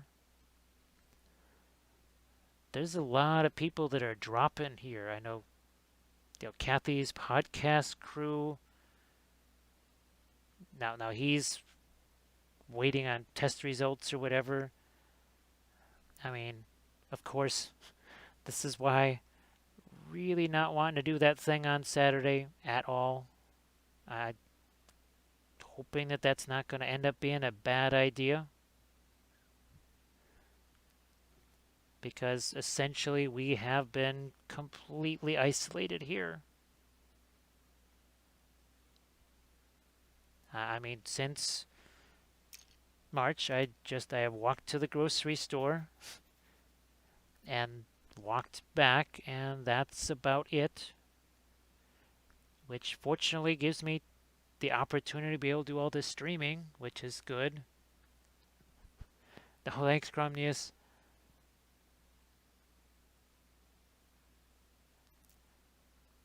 And yeah, like, well, with the just regular old conventions, there would be people like the next week I'd hear that they were in the hospital, and this was over the last 5 years.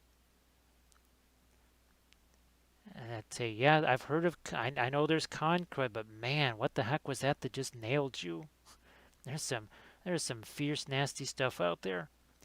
Now we'll get some couple more darks into here.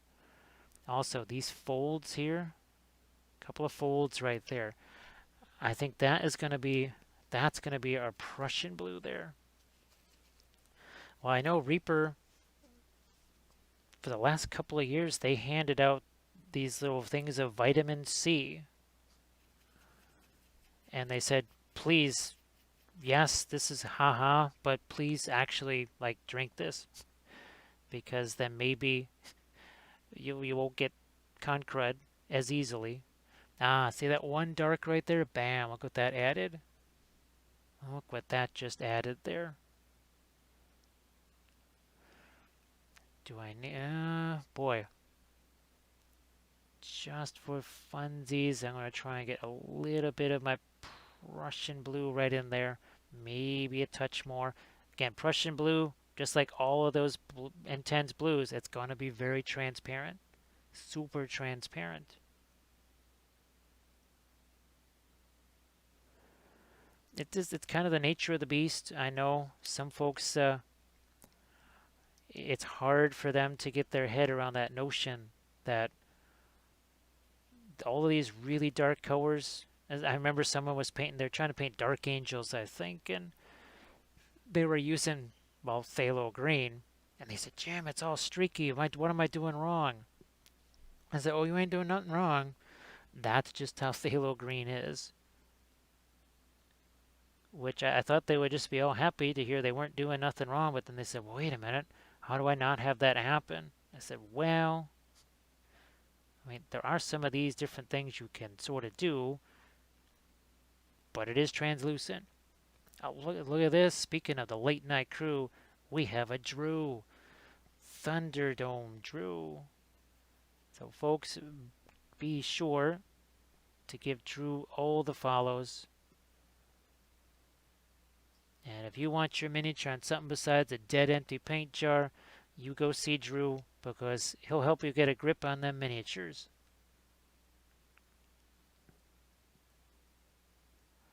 So, Drew, actually, how did the stream go? Because you did a Sunday stream, right? I swear that you did. Or no, did you do a Sat? No, you did a Sunday stream. Oh, wait, let's get the brim of his hat here. We almost forgot. Oh, gee whiz, I almost forgot that. There we go. That's better. That is better. Oh, you did a Saturday. Okay. Because all right. That makes more sense. Sorry, my brain is just pretty much been a hopeless piece of drivel for weeks now. So oh, there you go. There's your war grips, folks. Again, if you want something fancier than a dead empty paint jar, that's where you go. And then you'll be kind of amazed at just how much more fancy than a dead empty paint jar you can get. Do we need to, you know what? Indigo again. In here. Thank you.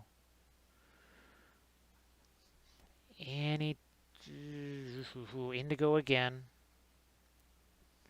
Over here. Better. Much better. This, I think, could... definitely benefits from that. Let's see. Have you ever painted Battletech or Cav? Actually, Rocky's Worm, I have painted a couple of Cav things. Mostly at ReaperCon. I think there might be some Cav stuff on the... there might be Cav stuff on the blog. Now, I did paint... They 3D printed something for ReaperCon a couple years ago, and they handed it to me, and it was literally Cav scale. It was a big drop ship or something. And I had to paint that there at ReaperCon in 45 minutes. That was pretty crazy.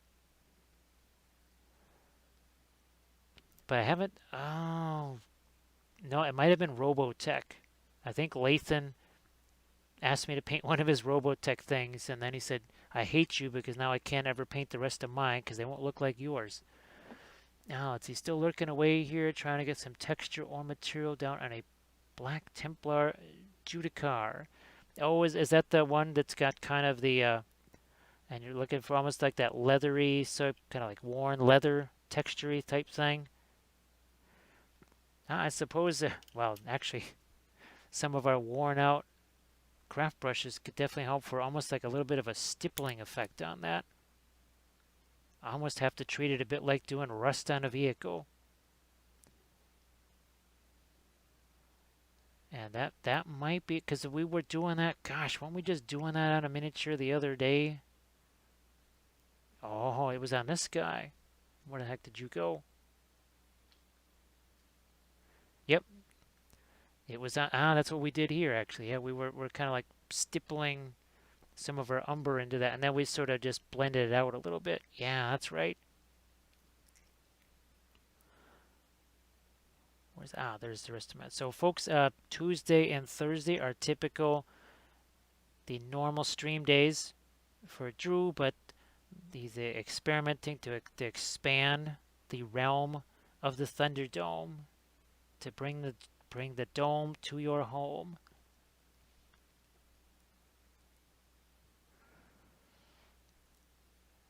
Yeah, that got a little bit too bright there with the face. Now, speaking of not bright, let's get ourselves a little bit of an indigo blue dark right in there where his mustache goes over his mouth.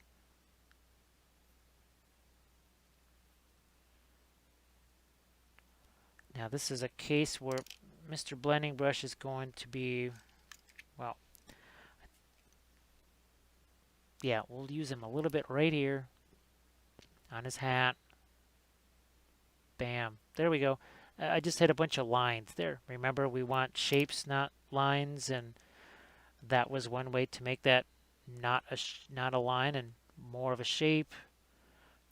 These, toning that down a little bit. Also, now it's got a little bit of a bluish tinge. Just some extra bonus things. Oh, since she was okay, that's cool.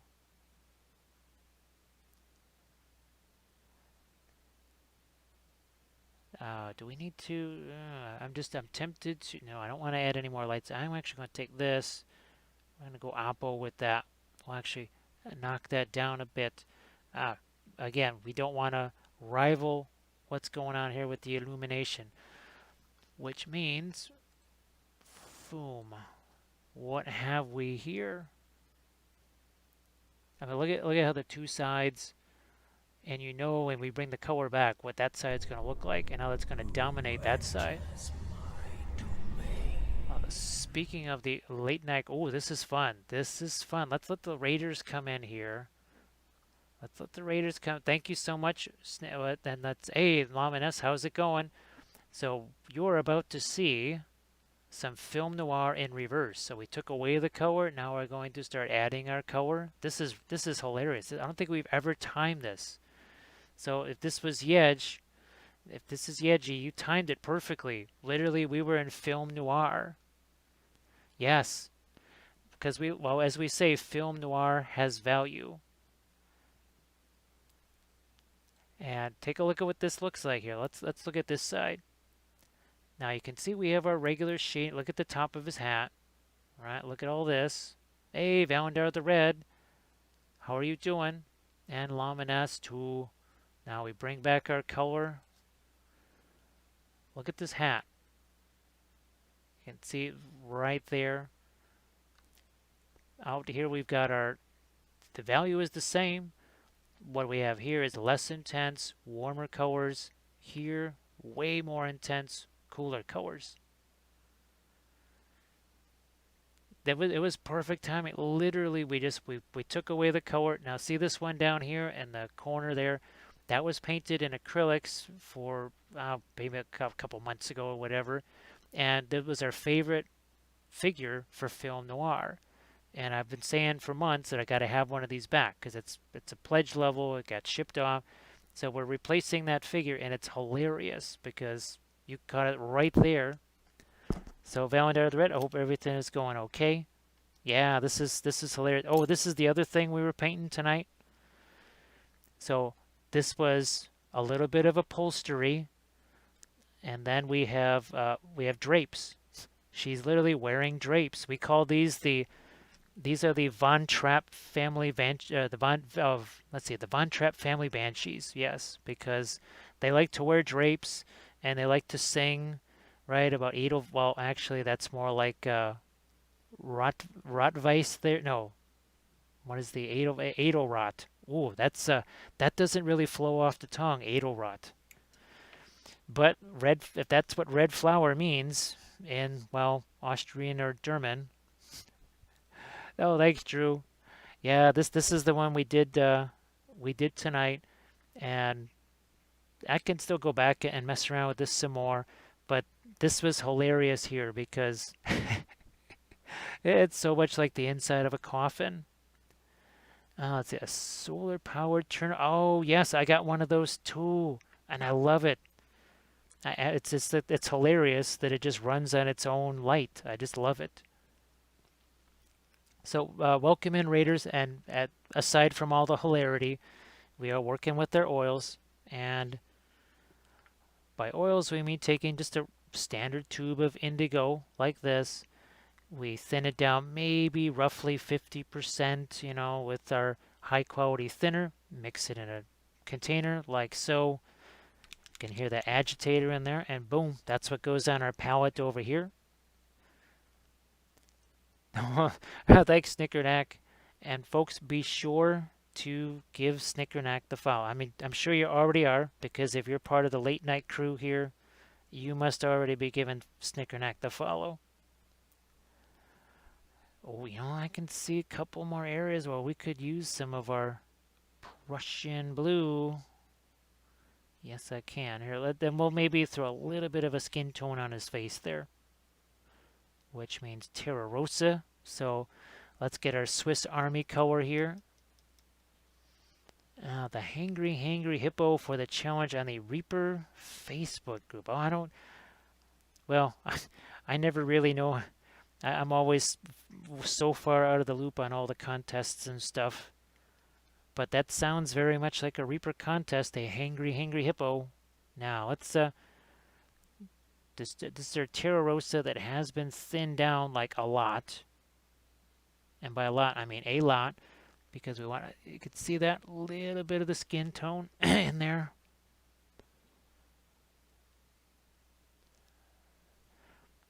Yeah, now it's small. It's very small. If I wanted, well, I suppose I could do a big piece. I can just have it sit on there and it'll be hanging off the edge, but it'll still work. You know what? Let's get a little bit of our Terra Rosa over here. Love the Terra Rosa. Just love the Terra Rosa.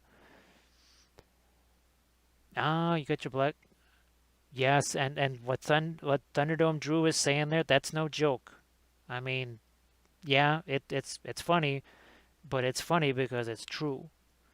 You're gonna want to get your Stynylrez primer before, because right now it's in the 30s here, and it comes from here. So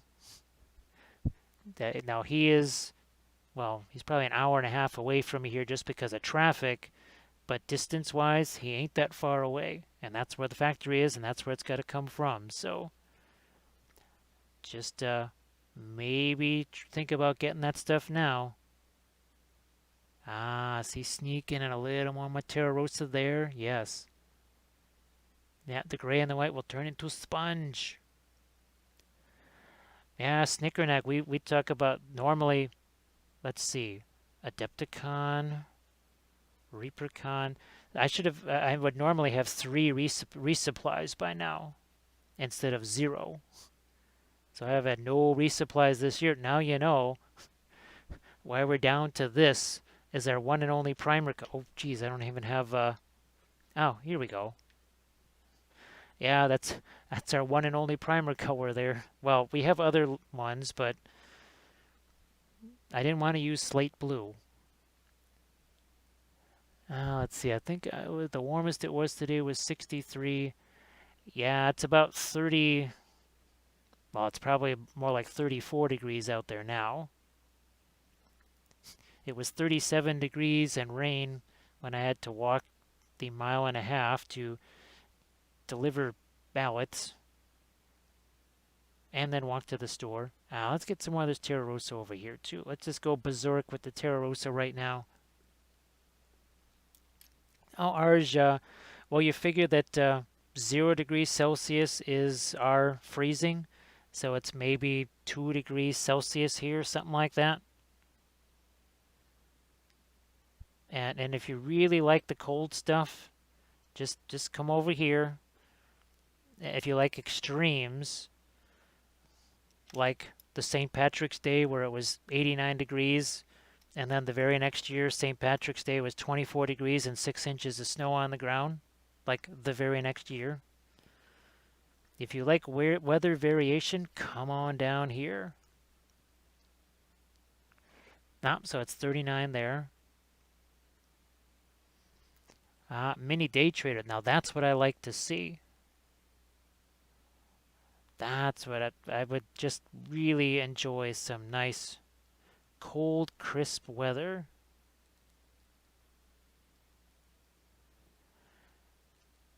Yeah, it's just the like we were talking earlier, the sudden extremes. Like even Kathy's family from Minnesota, they're like, ah, yeah, cold, whatever.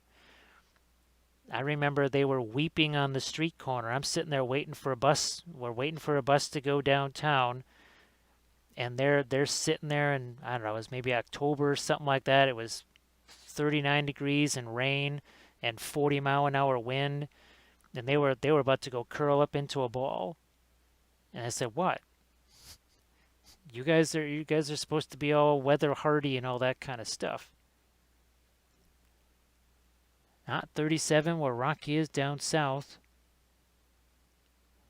Went from like high 80s to 45 today. Yeah, this is that crazy. Well, it's last year we had snow nados. That's right. Yes, I forgot about the snow nados last year because it was about 50 degrees and rain. Then it was 45 degrees and 30-mile-an-hour winds. Next thing you know, it was 60-mile-an-hour winds, and the snow was literally little tornadoes of snow. Hey, Calvedia, how are you doing?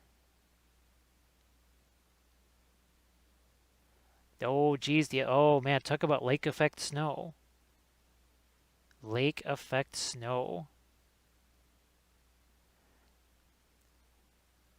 Here, if the wind blows out of the east and it's about 20 degrees or less, you'll have a completely sunny sky and lots of snow.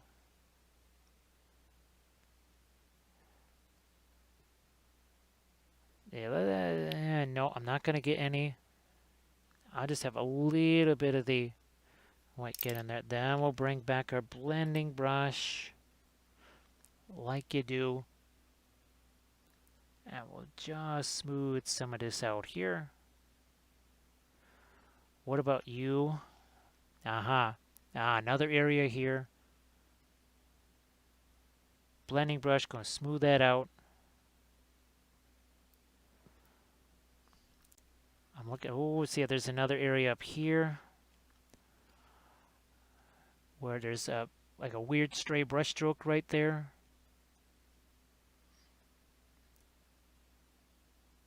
There. Yep. I'll pull this out. Man, I can't believe this right here. If you could see the old acrylic one here, when I would show it from the top, it looked like it was a record player because you could see all these bands of brush strokes.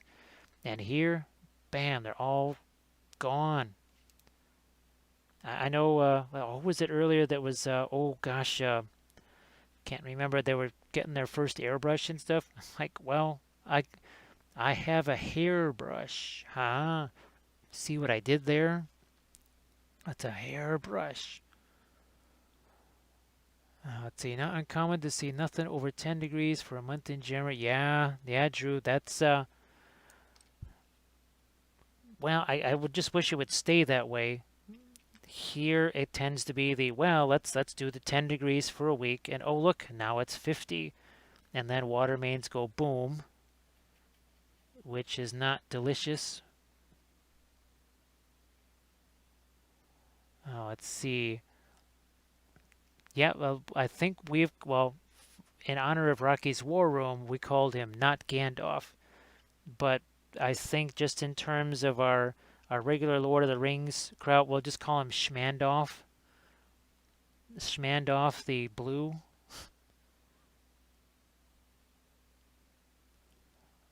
I think that because it was corny. Ah. Yep. Either that or it's he's a combination of Sam Gamgee and Gandalf. I don't know. It could be. That might be the case. You know what? Might even let a little bit of a lighter skin tone happen on this side here.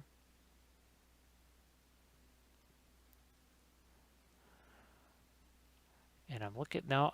See, I want to shed. Oh, this is the other thing too with object source lighting. Well, we've talked about the object source shading, which we don't like. But the other thing that kind of sometimes you get lost in the shuffle on is that the light should cast a shadow. And right over here, I was about to add some lighter stuff in there. I thought, well, that's stupid.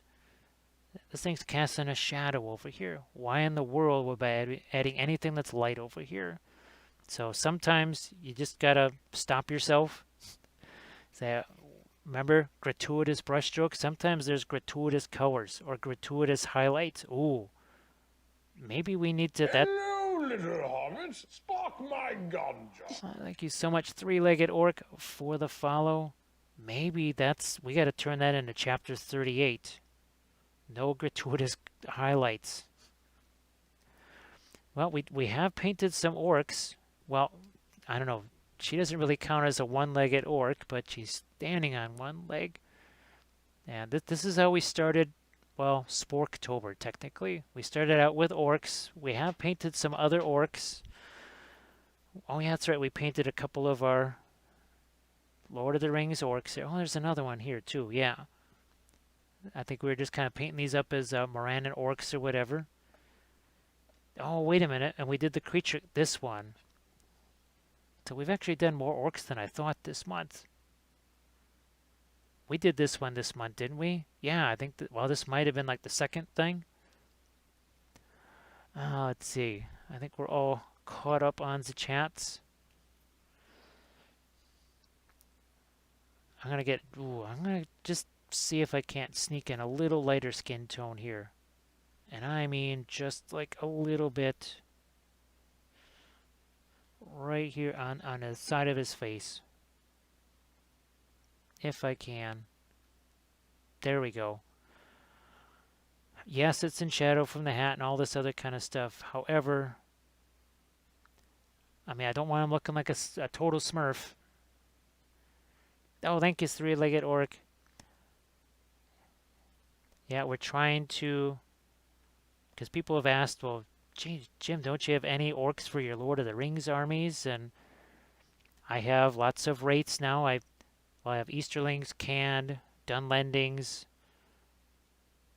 Well, I think my wife has Gundabad. She has Gundabad orcs. And I think she also painted the Uruk-hai, so I guess that leaves the Morannon orcs for me to paint. Alright, there we go. Let's see, I dropped one of my pre-baked hands from my sculpt, and oh, jeez. Sorry to hear about that, Lord Can. Well, I guess if you can find the darn thing, at least Sculpey glues really easily, and it actually tends to be very strong. It tends to be a really, really, really strong joint.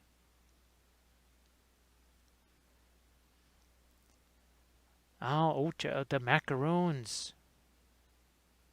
Oh man, those macaroons are, holy smokes. Yes, those are incredible. They don't last very long around here. And by long, I mean, I barely take off the wrapping paper to eat those.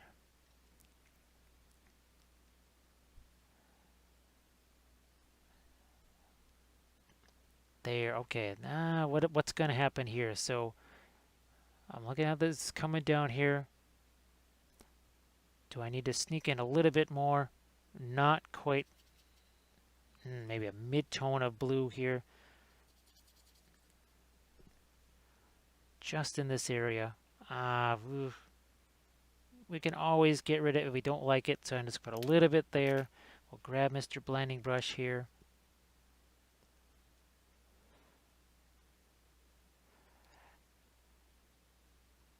Well, we take off, well, eventually, yeah, they got demolished here too. When something is that good, and when you're typically as hungry as I am, yeah, you almost just chew your way through the wrapping paper. Because, oh, those things are just incredible. They are marvelous. Oh, that's right. I was going to bake cookies today. Oh, well, that didn't happen. The macaroons just reminded me, wait a minute, was there something about cookies in today? Someone's a texture. Well, it's Now I do, I think we took off the wrapping paper. Well, like I said, my memory ain't always what it used to be. That's a clean break, but not sure what to use to put it to bed. If I bacon bond it. Well, now if you're not going to be baking it again, or I mean, you could bake it, whatever, do some more stuff. But Sculpey, gluing to Sculpey, that's a permanent joint forever because that Witch King there. Here, let me. So that base right there, those are individual Sculpey blocks glued together, and once the glue hits that stuff, it's never coming apart. It's almost like you know how plastic glue is on GW miniatures and such.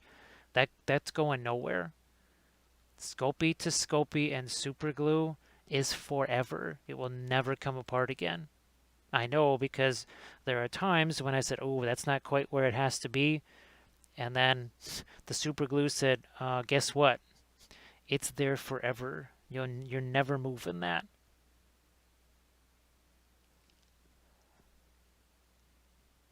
Here, let's just get, yeah, a little bit of dark under. That's better. That was the other thing too. I think we've got ourselves a little bit of separation here between our folds and such. Yes, we do. Oh geez, yeah. This is all I used. It was just this stuff here and Sculpey to Sculpey. It will never come apart. It might as well be fused together. It's like welded together. No one was more surprised than me, believe me, because yeah, I was not expecting that. And I think it does apply. I know it applies to the gray Sculpey. I know it applies to the white Sculpey, and I'm pretty sure your other Sculpies are the same way.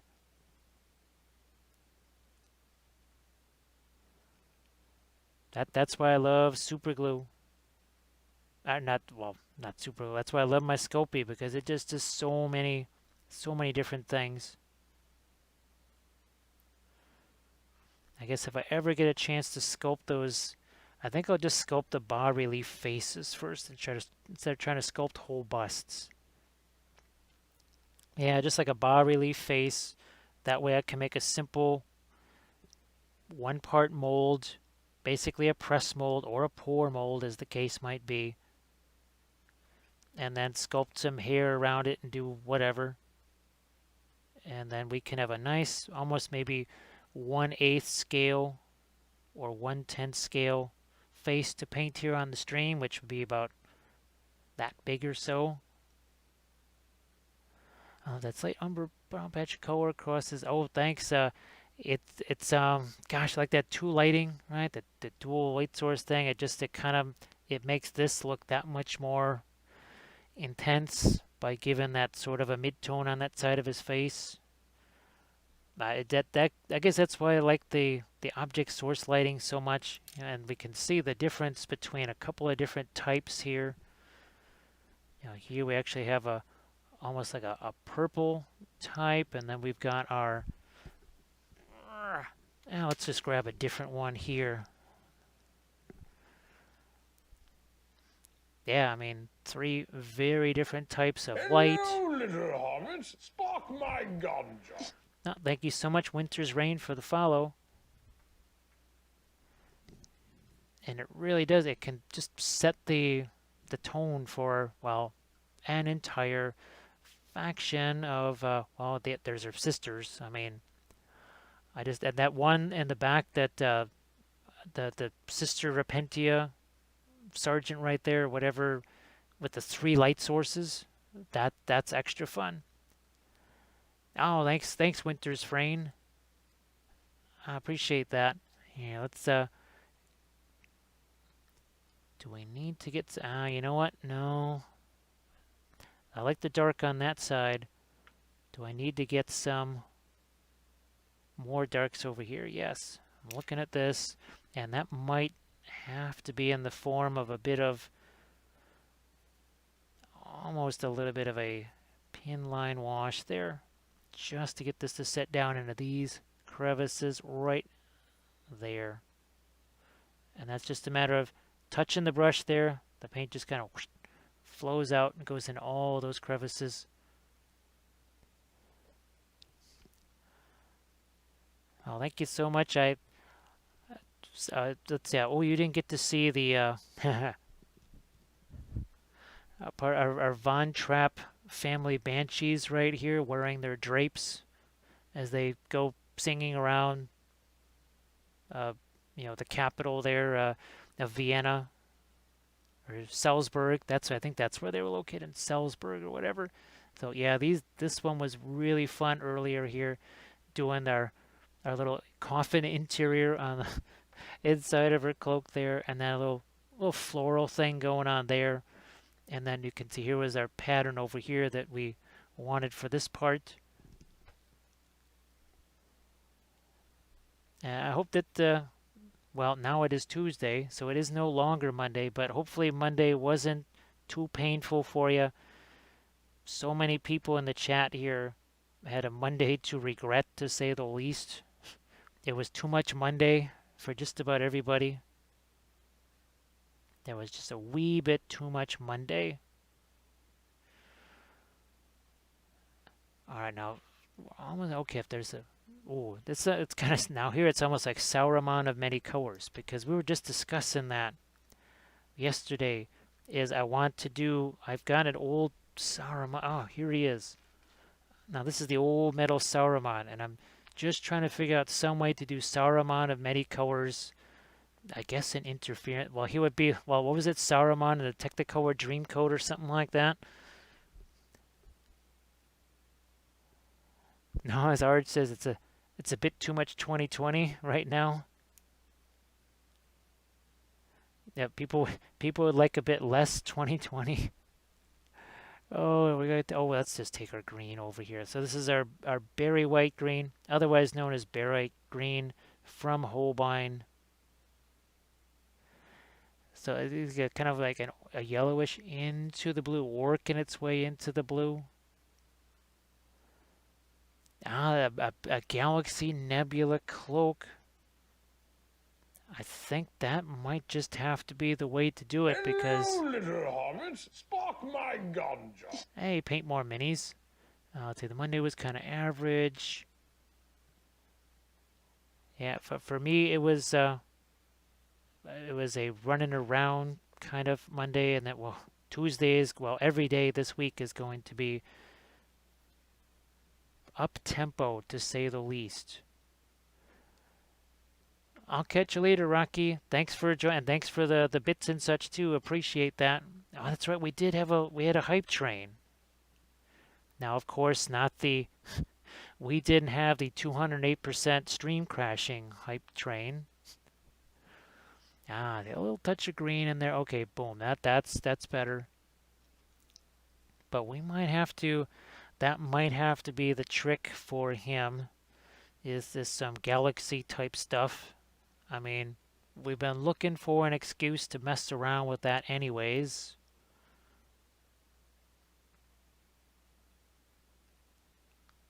Yeah, okay, let's see. Nope. See, here's another case of actually his hat is really, in theory, there shouldn't be any lighting up there because his hat blocks that, but back like the level 5 stream crasher. Actually, that we're going to have like a derailed train graphic or something like that, or a train crash GIF or something like that, that somehow pops up when there's a level 5. Now, I don't know if that's something you have to do manually in Streamlabs, or if that's one of those things where you can almost have, I guess you'd have to have a typable command that does that. That's probably what it is. I mean, not that I know. Don't ask me all that stuff. We just paint the things and has the pictures. All right, sweeping out a little bit of my yellow into that. I think I'm going to look at my little one there. It could use a little bit of a lighter blue there, right there on the edges of his beard. So we'll do that too here. Let's grab some of our lighter blue. We got it over here. And we are, in this case, we are using a little bit of thinner because pretty much down here, all this is our initial glaze plus maybe a little bit of extra color on there. Bam, there we go. That makes more sense. Let's see, I need a shirt that says, I stayed in chat and survived a level 5 stream crash of 2020. Oh, wow. That might have to be a thing. That might have to be a thing. I don't know, they don't crash the stream. The level 5 crash of 2020. Like, what do you mean, level 5 crash? That's the choo-choo train. And actually, I have I'm not joking, I have trains that need painting. That is not a joke. I found basically the equivalent of 1/56 scale toy trains for our bolt action boards. And I need to get those painted. Actually, I primed them. Ooh, that would be a really fun thing for weathering and stuff like that with the oils. Or the Green Stuff World liquid pigments. Here, let's get some of our light right here onto his eye. If I can. A little bit onto his cheek right there. I think we got his hair pretty well taken care of there. Because the light's actually, it's weird, it's coming up underneath his hat. Underneath the hat too.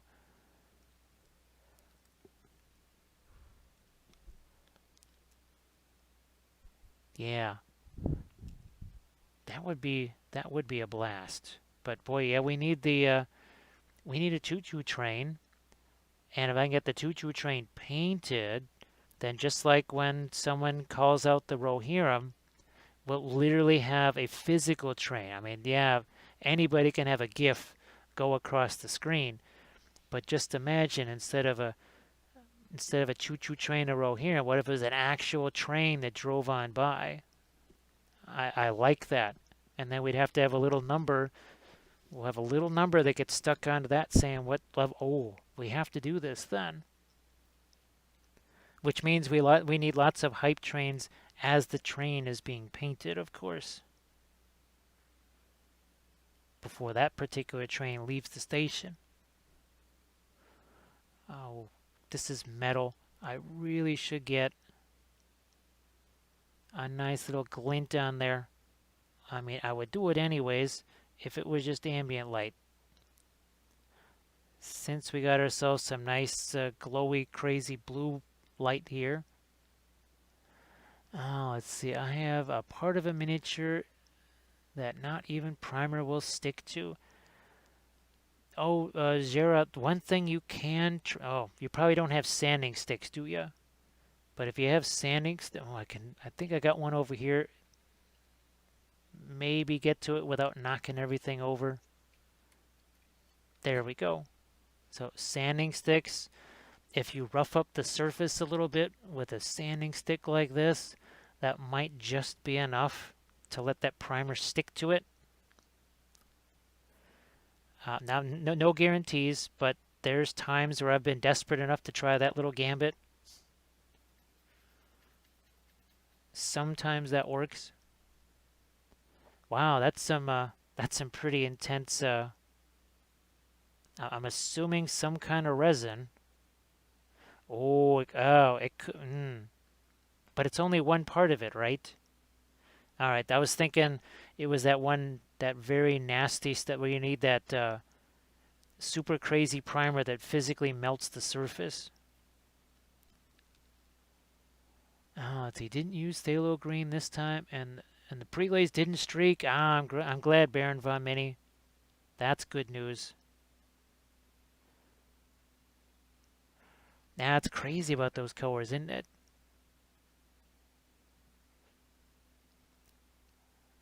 Alright, I'm just gonna get a little bit lighter here on his sleeve, maybe even up here too.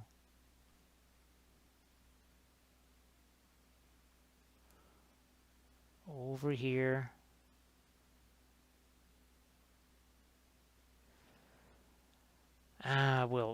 let's see, where's my off-white that's here? I mean, it's thin enough. Maybe a couple of lights on his crazy old staff here, and then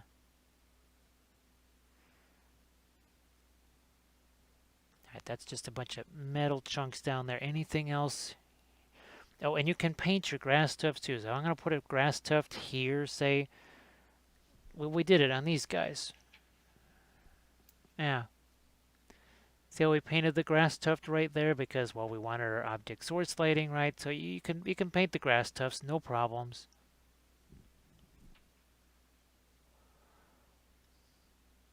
Now let's say the process was the same. Didn't think to mention that, or you could have fixed it 6 hours ago. Oh.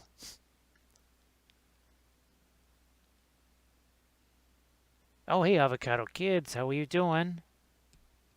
So, folks, now we just talked about trains and stuff. Well, trains need terrain to run around in, and if you want to watch terrain, you got to watch Avocado Kids.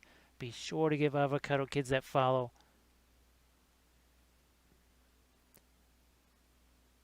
Oh, and Avocado Kids, well, the great train, what was it? The great hype train crash of 2020. Well, people want T-shirts of that they survived that first. But for hype trains, I have 1/58 scale toy trains.